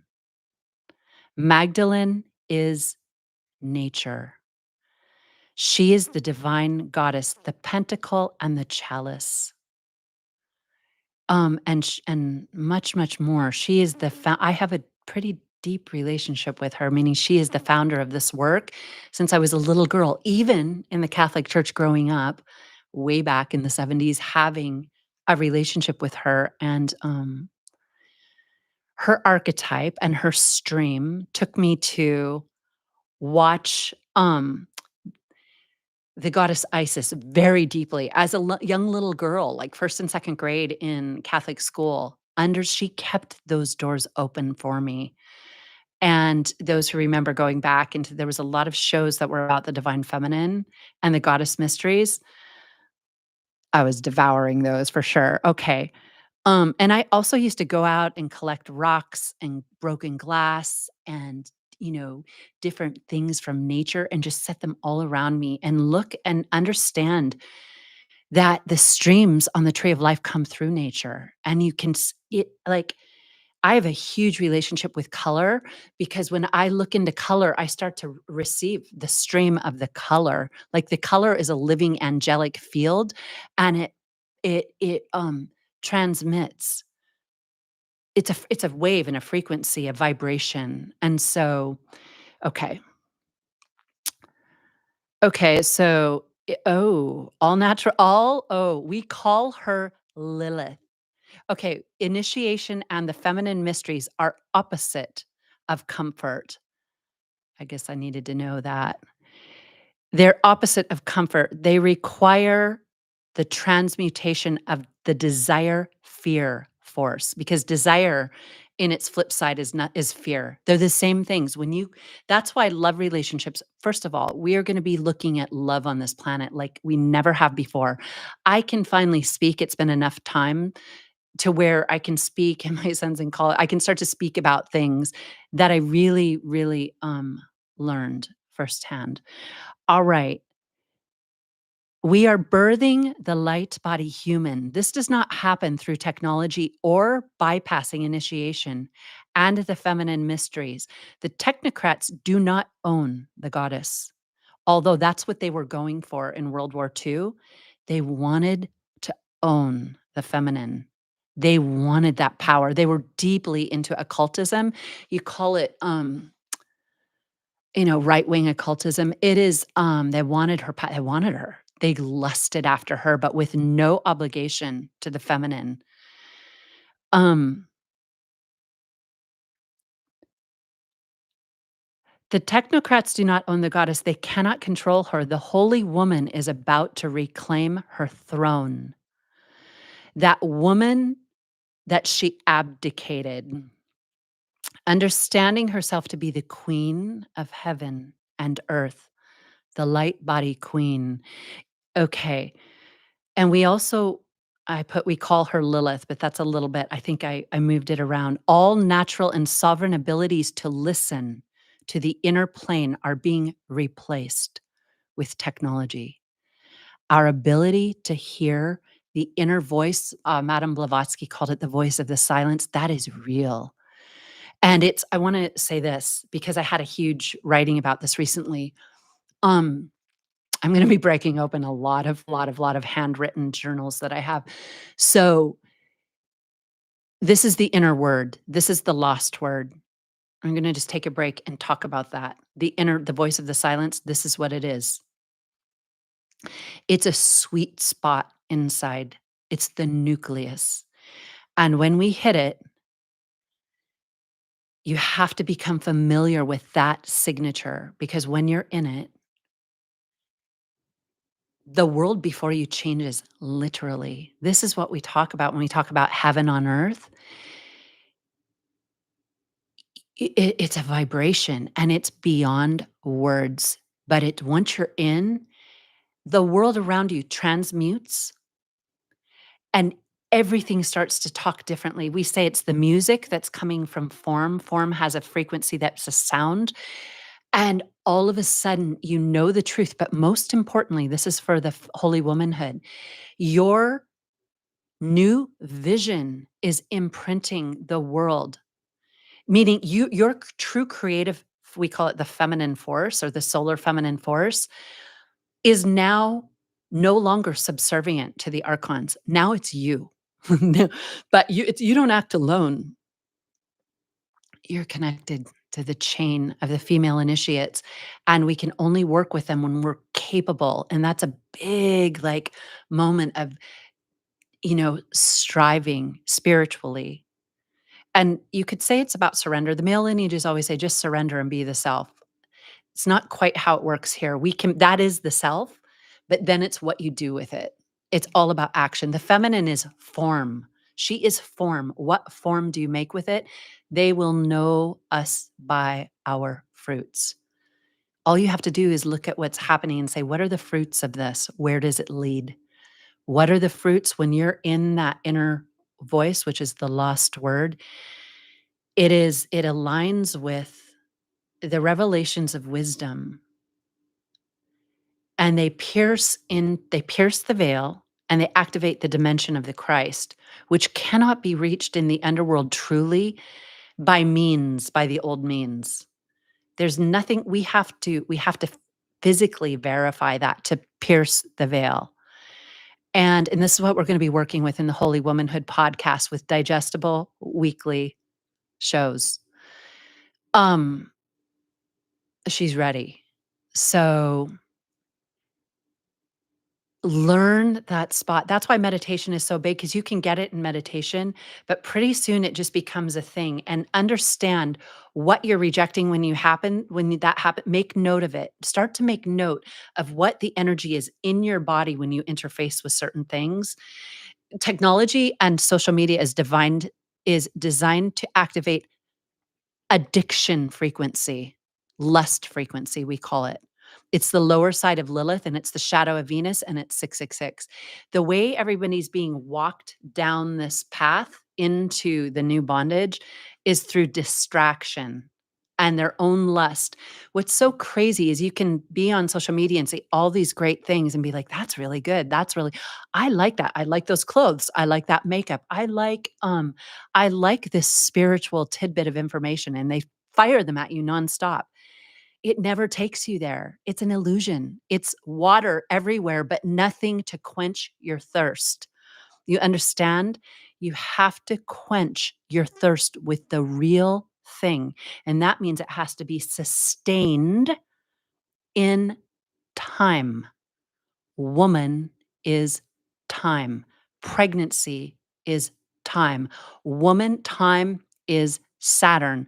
Saturn is Bina on the tree of life and the thrones. Saturn is the ability to give birth to the fruit, and it's the flower of Venus that bears the fruit.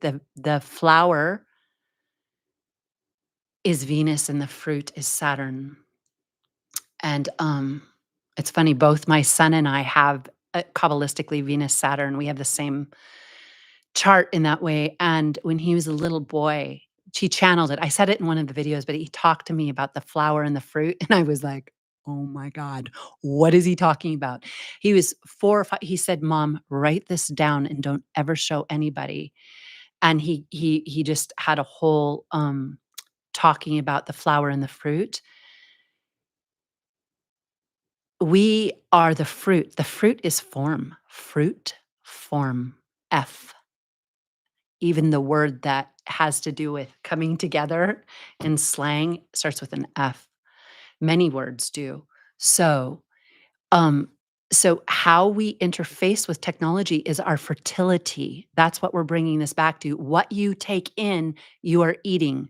What you eat will become the fruit you bear in your auric field. It's the auric field that is, it's when we say solar Venus, we're talking about our aura being lit with the core nucleus of the Divine Mother's womb that connects to the galactic core and beyond, to the cosmic feminine womb. This is sacred union. This is origamic union. And let nothing stand in your way of pursuing that. That is why the work here was given as light body yoga and light body woman and all of the whole school in those teachings, because it is about the birth of the immortal body, but not just researching it, doing it. Literally. And that starts with some study, but then it requires initiation and verification to imprint truth. We can't do that when someone else owns our attention. And for women, women are very desperate right now in the area of love. Every social media post claiming to give you love and to beat the system that is not linked to wisdom, it can only take you so far. And I remember even when I was sort of at that age where I wanted to have my first real relationship, to have a child, some of this material was out there then too. It all turned out to be wrong. I will tell you, I can say that because I lived through it. I read the books and I know what's said, but this is the thing. owning who you are and not shutting down to love, but putting love first within you and in your life and joining with these forces will bring the love that you're meant to have. However, as always, we all need if the situations we get teach us about why we're here.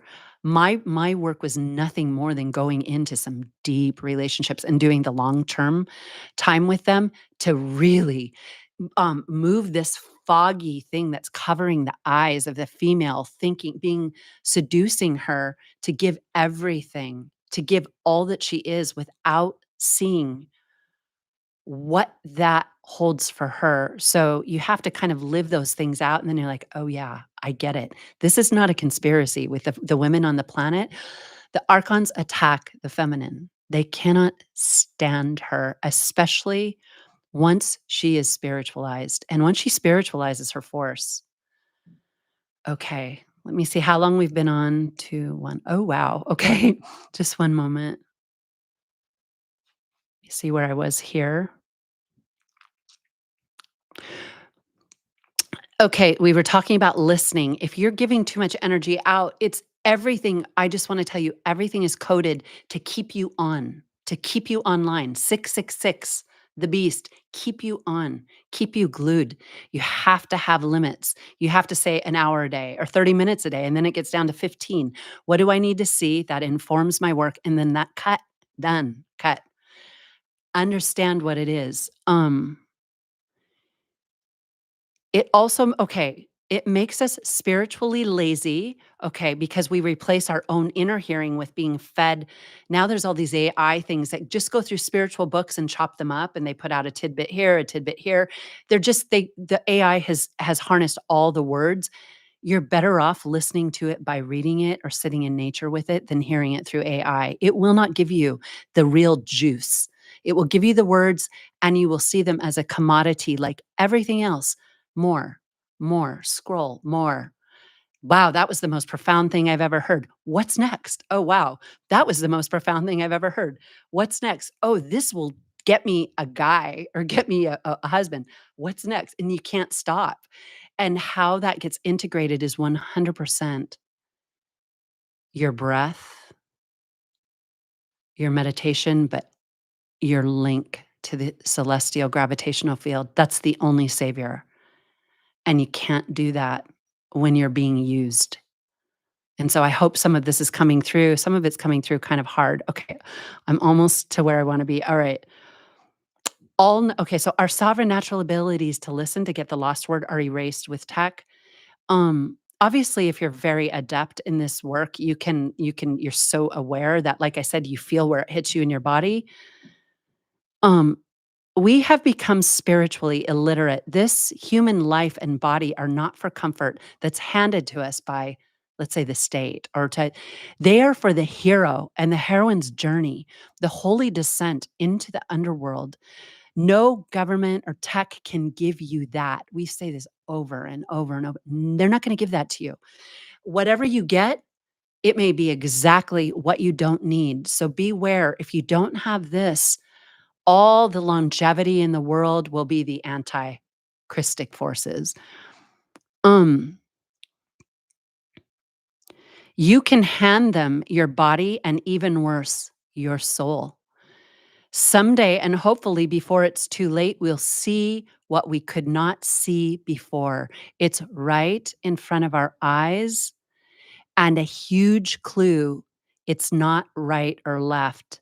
It's not about right or left politically. It's something much, much, much more nefarious and sinister. So what that means is that the forces that are in the shadows with politics are beyond right and left.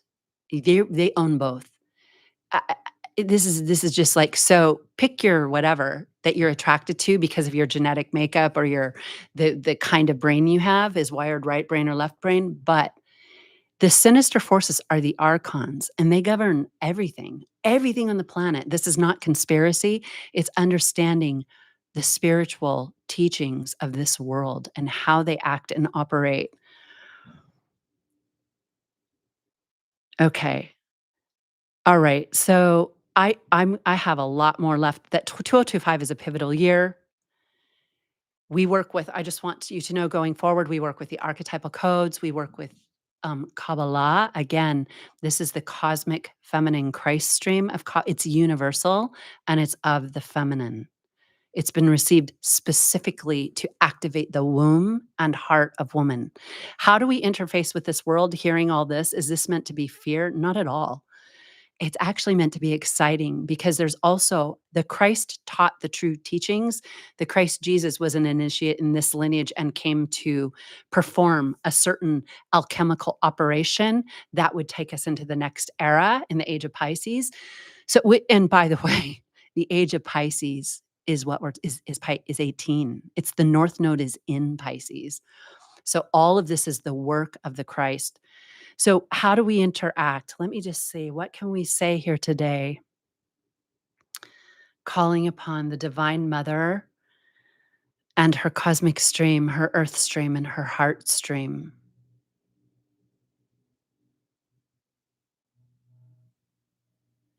Be objective.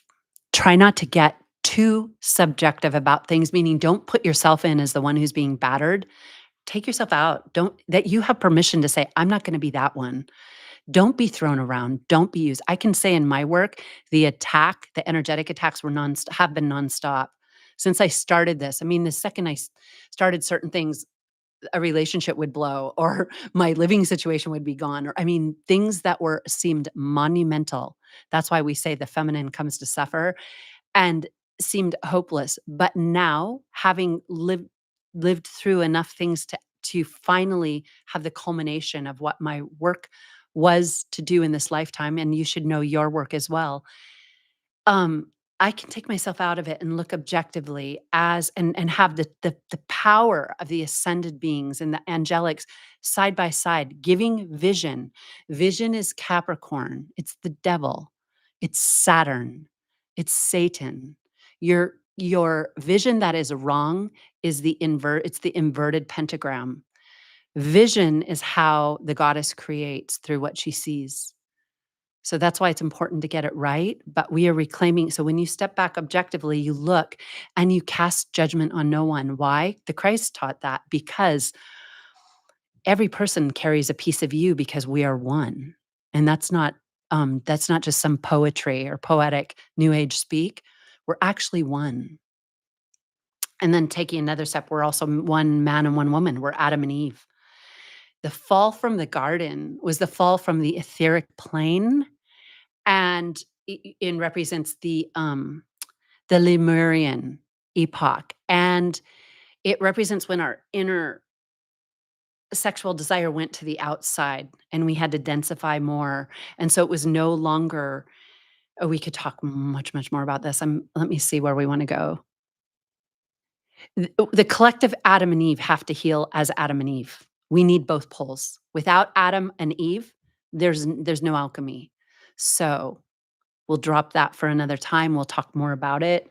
Um, oh, the not that those soldiers we talked about were also anti-feminine and considered women to be breeders, and they began the technology at that time of the womb to make fake wombs, and they did I mean, it's horrific that I went through a period where I had to study what was done in that experimentation during World War II and with these forces. Unspeakable levels of disconnect. There are some things that are active in our world right now, in the Western world, that began there. One of them was the manipulation of female fertility, and this is not even a little bit false, it's just the way it is. Now, there are 2 sides to everything. In the world of duality, in the underworld, there's always the good and always the intention that's shadowy. So, for those who have ears to hear, that's the way this world works. It's always black or white and more and confusing as well. Pisces is the womb. The Vesica Pisces is the 12th house. 1 plus 2 is 3. 3 is connected to Venus and the Empress and Jupiter. 3 is the number of Jupiter. We work really powerfully with Jupiter here. This Piscean womb is what we are healing right now. But the levels that are pure deception are on. They're acting through tech 666. That is the true machine god and the takeover of the feminine womb. It's about the reason we say it's about reclaiming the Mars force. I recommend the video Mars and the Mother Mary's Mysteries. The moon was contaminated by the fallen Mars and relegated woman to being Lilith. It made woman be competitive, be obsessed with aging, not because of that, because women are punished for aging. This is like, this isn't even a little bit not true. It's just true. They're disposable. In fact, notice what's interesting is that the right, I will say, when I go on any right wing platform, are very harsh with this. Very. It comes from that period. They are very much about what woman should be and look like. That can really be used, and that comes to having people that haven't had commitment and that don't understand holy relationships and that woman's disposable.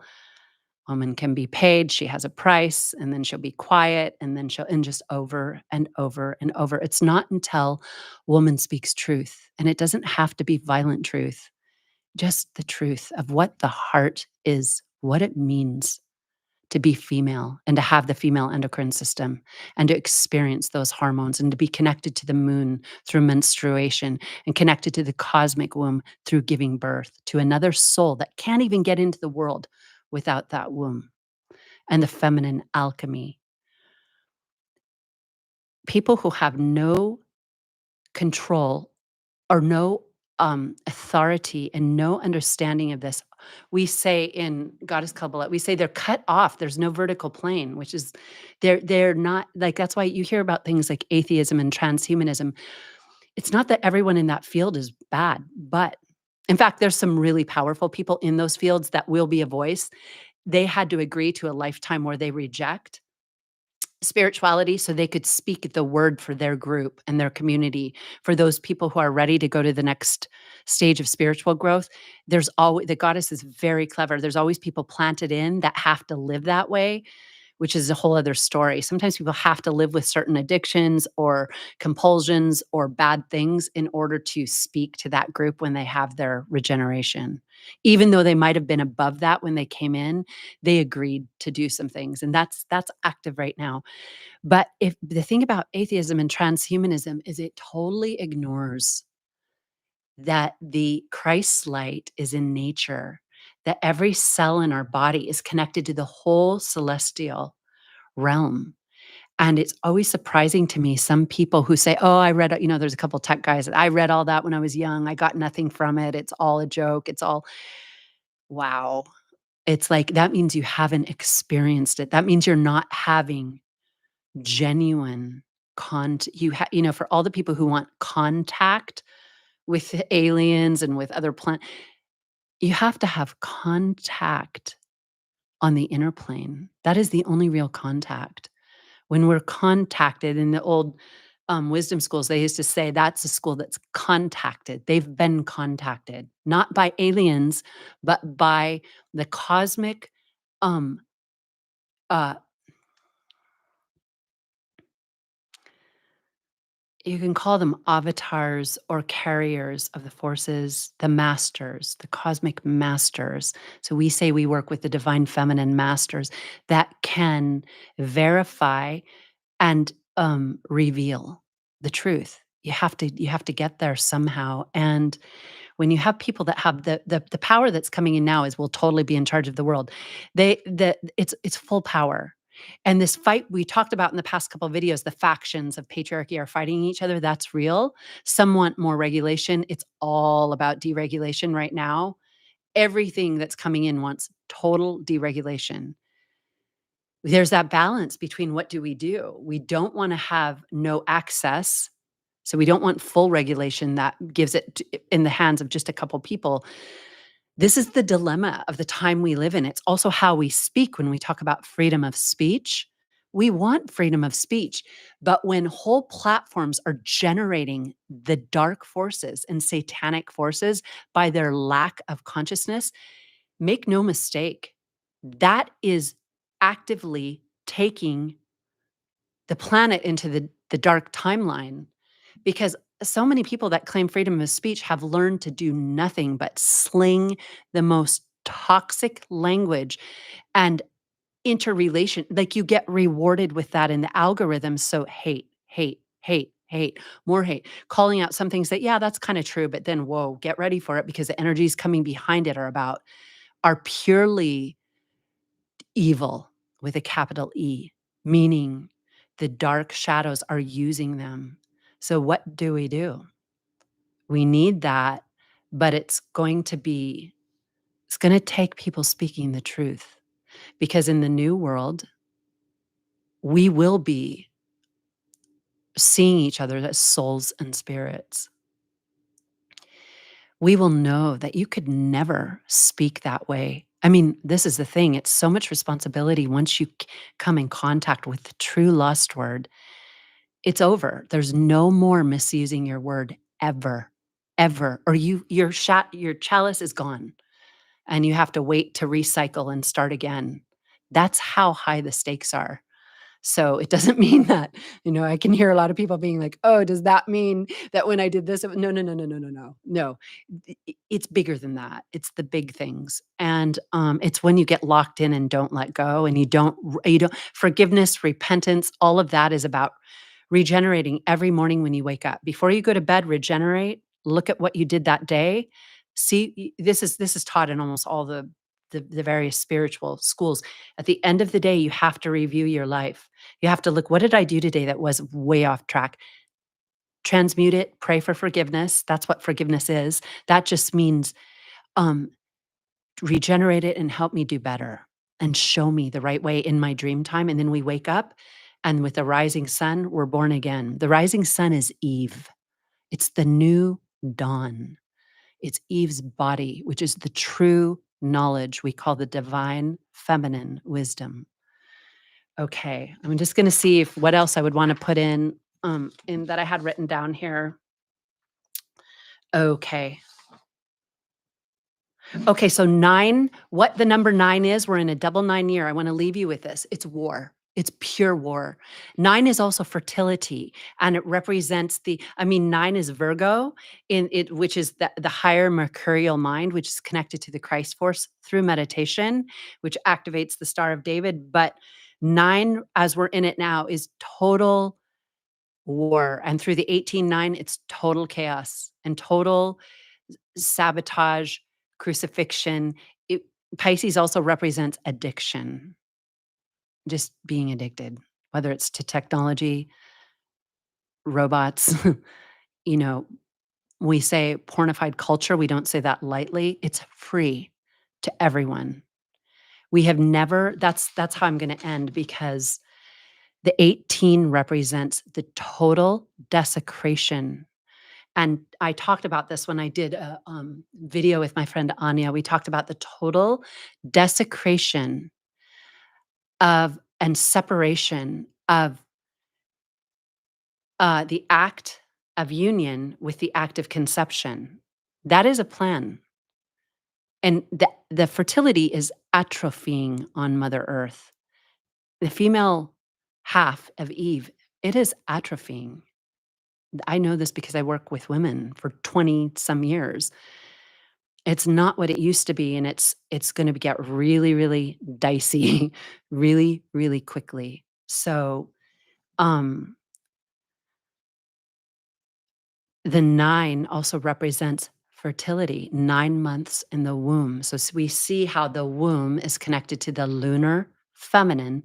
This is how we see Mars incarnates as the Christ force, and it has 2 ways it can go: to the lower gravitational forces, or the celestial, or the cosmic union of the hermit, the Star of David, which unites fire and water, Sol and Luna, and which activates that inner word. That's what Mercury really is, the Christ. When Mercury's held as the Christ, it's because Mercury is the ability to speak in union with the Christic force. Let me see if there's anything I missed about that. About 18. The year of the snake could not be more on the table because the snake is Lilith. It's the snake. Lilith's the snake. She's the serpent. But the serpentine goddess force is also the solar feminine. And that's what we're really talking about with the hermit. It's the inner Star of David that activates as union. That's the true union. And it happens on the inside, but it also happens on the outside. Oh, okay. I see the last thing I'll do. Okay. The emperor, we're going to talk about the emperor, the Atlantean Roman Empire, the dark emperor, the return of, this Roman kind of patriarchal figure. Now, just that also includes the females that are completely lost in this vibration and giving birth to it. There is a code where Venus is this code. Venus is the link between the emperor and the manifestation of the Christ. When Venus is not activated, the emperor uses everything as Lilith, everything that's feminine. It's about commodities and it's transactional. It's the commodification of matter and material addiction. It's the addiction to materialism and longevity, to live forever and to want to have so much wealth. The billionaires are on the rise, and make no mistake what's happening. The millionaires are all now competing with the billionaires because the lust principle has taken root. Everyone and this includes celebrities like crazy. Celebrities that have a few hundred million are not satisfied. They see that the new elite is billionaires. Like, you are in that club or you're not. And so there's this rush. It's like this carnal rush to be billionaires.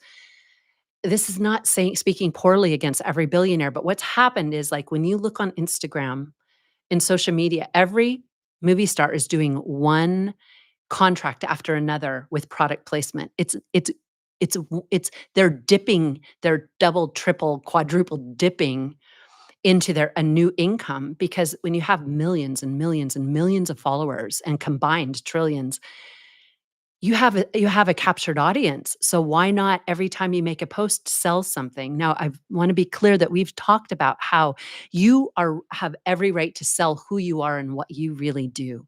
What you've created, go hardcore, sell it, make money, and do your thing. This is something that I know from my work, but I know I've also had to be on the very sparse end of that for now to not get hooked into that.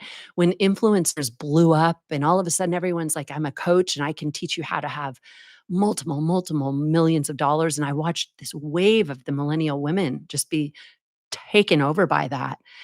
I knew it wasn't going to end well. I could see it, but I was like, wow, is this really happening? Is this part of the female empowerment? It's not. I knew it wasn't, but watching the crashes made it so obvious. It was seduction. It was leading with the lust frequency rather than the divine frequency.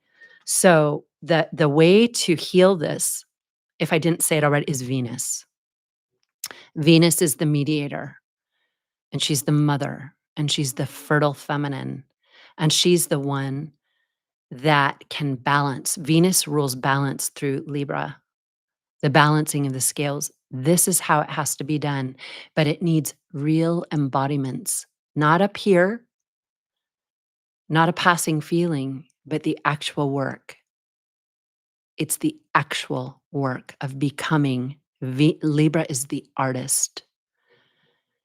Art is that's where art of the feminine came from. The feminine alchemy is the art of the feminine. And there's so much more I could say. I'm just going to see what I have here. Oh, I already said the politicians are really clueless. They have zero idea of the tech world. So you can fall in love with certain politicians or this or that, and they just don't know. How can you speak to something? Meaning, because they've been kept nice and their pockets have been kept nice and full from lobbyists to keep them from really even being. It's interesting to know how being wealthy can stop you from being curious That's a huge clue. When you're super wealthy, you might not be super curious. The second you're starving, you'll become curious about everything, and that's kind of what's happening right now. Okay.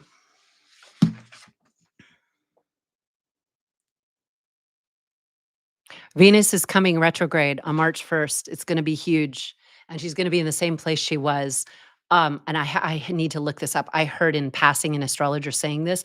Venus will be in the same place she was in 2017. Very interesting. That was after, Trump got sworn in the first time in 2017. We're kind of in a the next level of that cycle. So Venus, we'll be talking a lot about Venus retrograde here. So let me just take a moment, and I've said that a few hundred times. All right. We work with the archetypes. The archetypes are the packets of information. What is coming right now is the descent of darkness. And that means where people, humans, become more carnal, disguised as being more sophisticated. It's where the sexual force is misused and people's own carnal side wipes them out. Keep going on your path. Now, I know I was going to say something about the pornography world. This is really funny. I recently was talking to my son, and I told him I was like, I don't know if I should say this. I told the women in Holy Descent this. I think it was when I was doing Holy Descent that I went on the site. I told was it OnlyFans? No, I didn't go on OnlyFans. I went on Pornhub, and I was telling my son, and he was cracking up. He's like, "Mom, oh my god." And I was like, "I had to," because I check in with him, and every woman of a son and daughter should do this.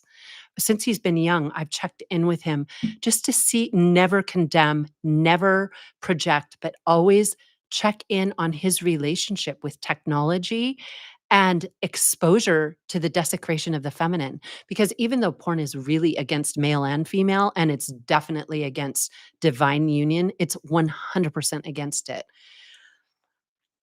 It latches onto men really seriously, but now you're seeing no difference between men and women. All these podcasts, here's what we'll start to wind down with this, are based on flaunting that.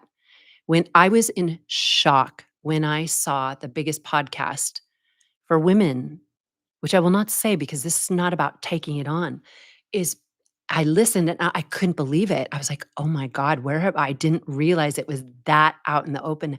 I knew it, but I just don't let myself listen to that. This is crazy that the program rewards that now. It's about anything goes.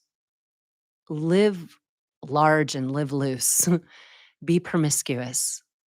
There was a time when we talked about in the 60s where women had to break away from that. It was bondage to get locked into something and not be honored.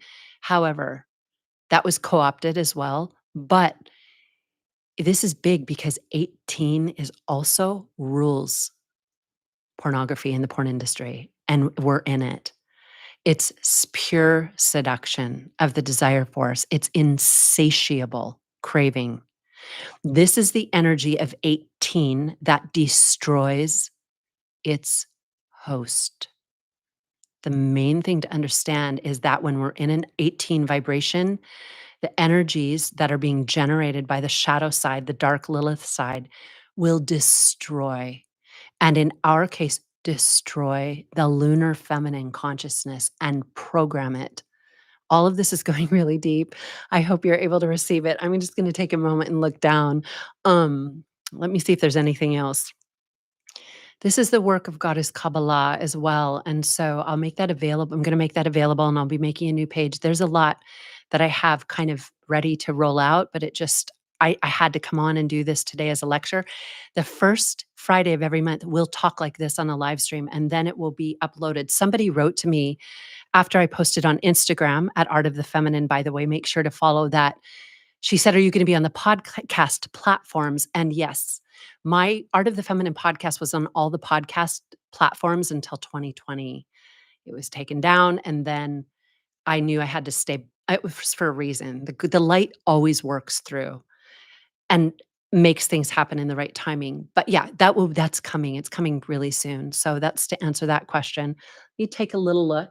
Does anybody have anything you want to say? Thank you, Flavia. Oh, Bonnie, so nice to see you. Oh, wow. Okay. Vess, nice to see you. BD Shez. Okay. All right. So, how shall we close out, Mother? Okay. This is something I was going to say.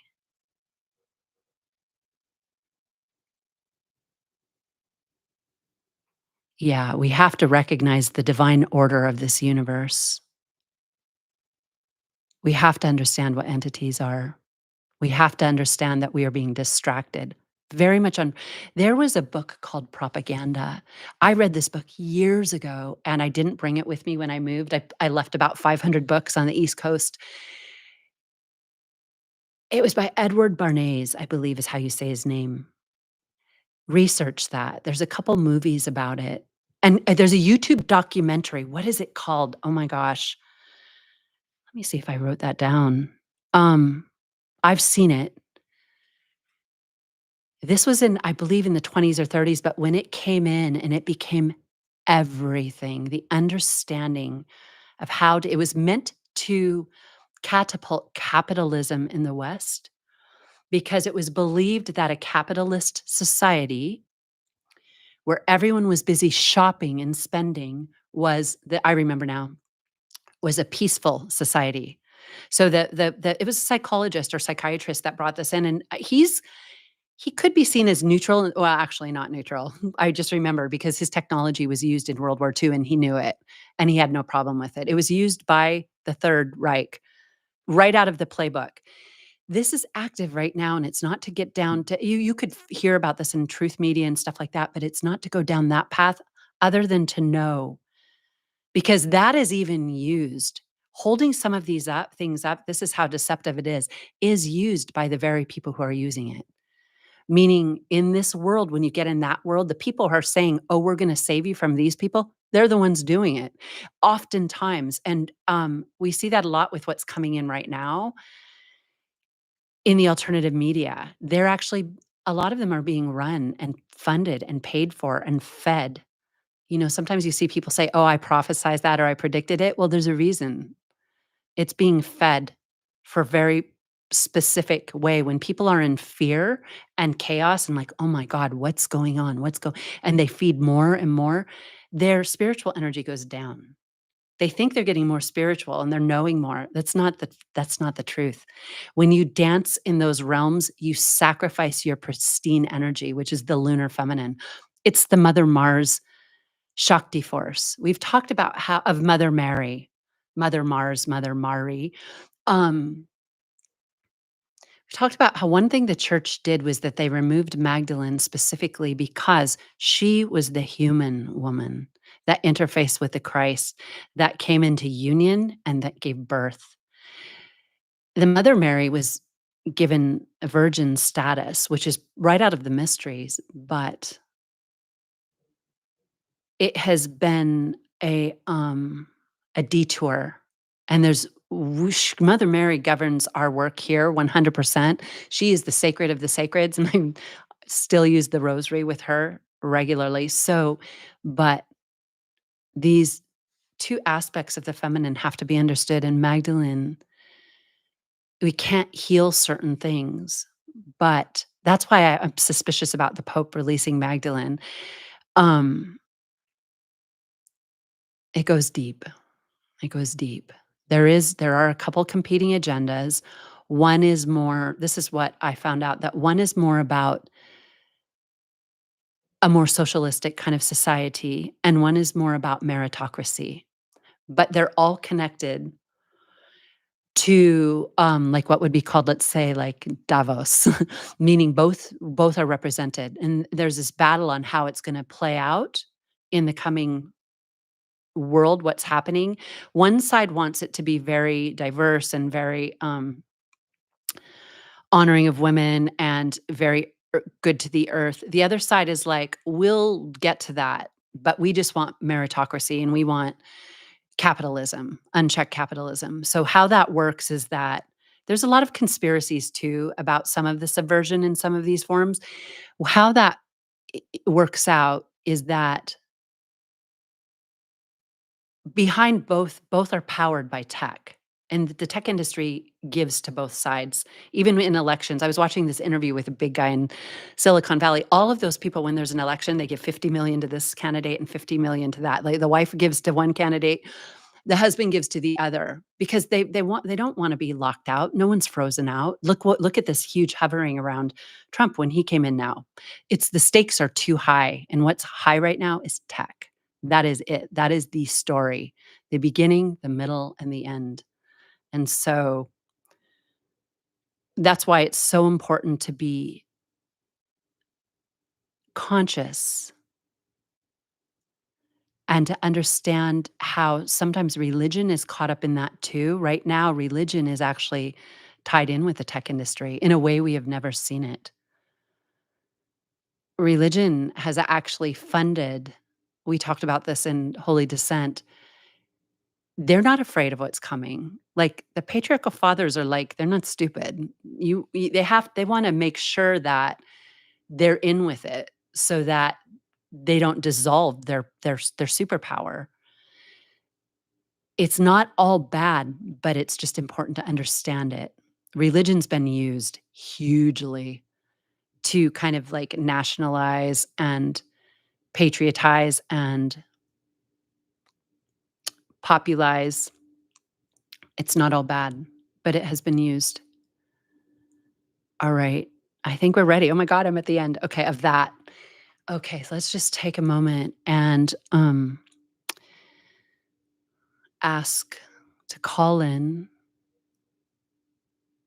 the wisdom of the Holy Woman, to speak to the hearts of mothers who are suffering around the world, living in a world that was never designed to support women unless they play the game. Living in a world that sees nature as a commodity. Living in a world that is funded on the fallen Mars force, the war machine. Not a conspiracy, the truth. Living in a world that was never supposed to be this way. Living in a world where creativity and the creative force is not even understood. We're looking for something to save us from our problems, and we're looking.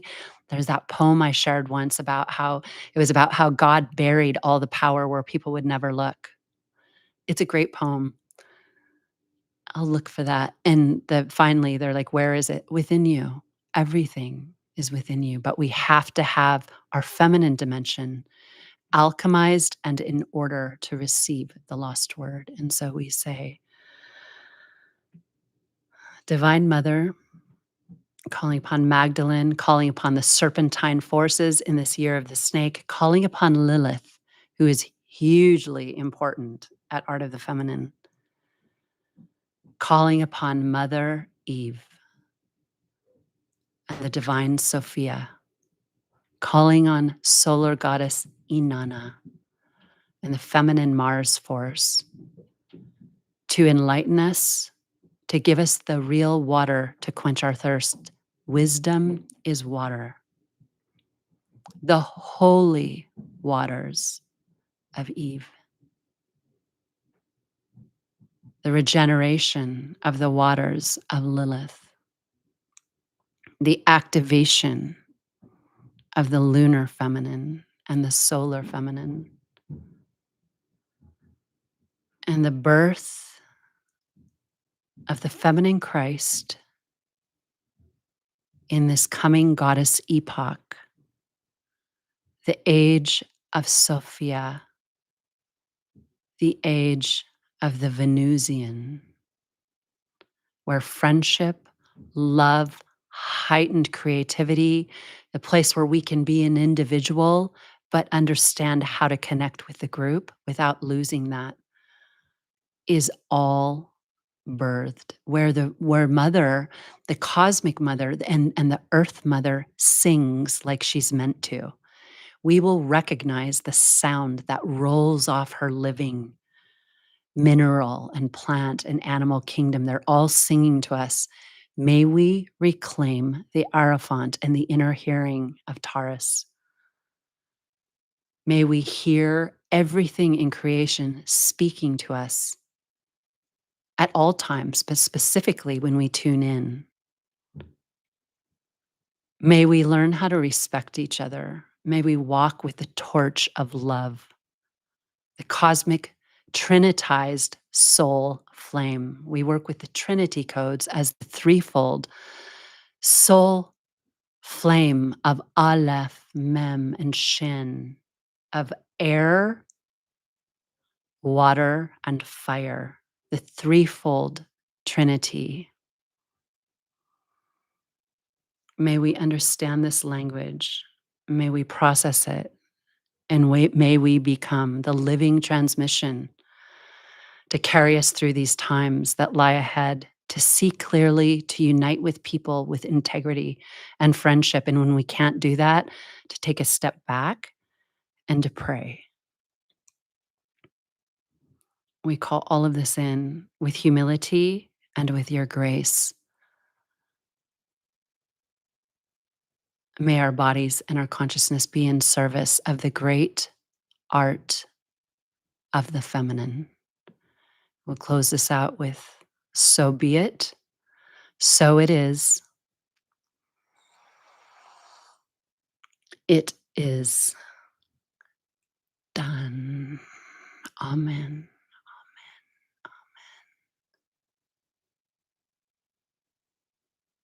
Okay. So I remind you, please, if you're still here, I know it's been a while, make sure to give the video a thumbs up if you're feeling it and subscribe. I have no idea what's coming with because we're going to be here regularly. And so I ask for you to help generate this. I can give it as freely as I'm guided to, but it has to have the battery, the positive and negatives have to meet. And so it requires people to receive it. In order to give it, there has to be people to receive it. So I ask you to share when you can. And oh, Goddess Ritual and the Holy Descent of Inanna will be available for those of you who weren't able to join us. It was about it was a group of women that were powerful, and they showed up all the way. And these were women. Some came out of the woodwork. I had never met them before, but had been watching and following this work for a long time. So that work is there. And it's like a level 1 goddess Kabbalah training. And so that's it. Thank you so much. I will be back soon with an upload. I'll communicate with you as much as I can on Art of the Feminine, both Facebook and Instagram. So make sure to find me there. And I just look forward to 2025. It's actually a big year for me in my own archetypes. This is a big year. I'm in a peak of my work. The forces are supporting it and saying, "Let's go. It's time to go." So it's very auspicious. Okay, I'm looking moon. I'm on. Yeah, you can find me. So somebody just asked if they can contact me. It's good to get me here or on social media. My email is a little bit overloaded, and sometimes I have to be specific about what I answer when there's so much coming in. Um, and I don't even use that as a reliable way anymore unless I'm working with somebody one on one. However, you'll be able to find a way, and you could find me on Instagram. Or my email. And so that being said, we close out with amen, amen, amen. Let me see if I missed anything else. Aw, that's cute. She said, I'm excited for your peak. Thank you, Trisha, in the holy motherland. I appreciate that. I'm excited for it too. It's a long time coming. There's been a lot of peaks and valleys and deep, deep, deep, deep valleys to even be able to speak the way we'll be speaking in this coming year. Thank you, thank you, thank you, and thank you to all of you. All right. Thank you. I'm just sending out so much love. And until we meet again, Goddess, and God bless you.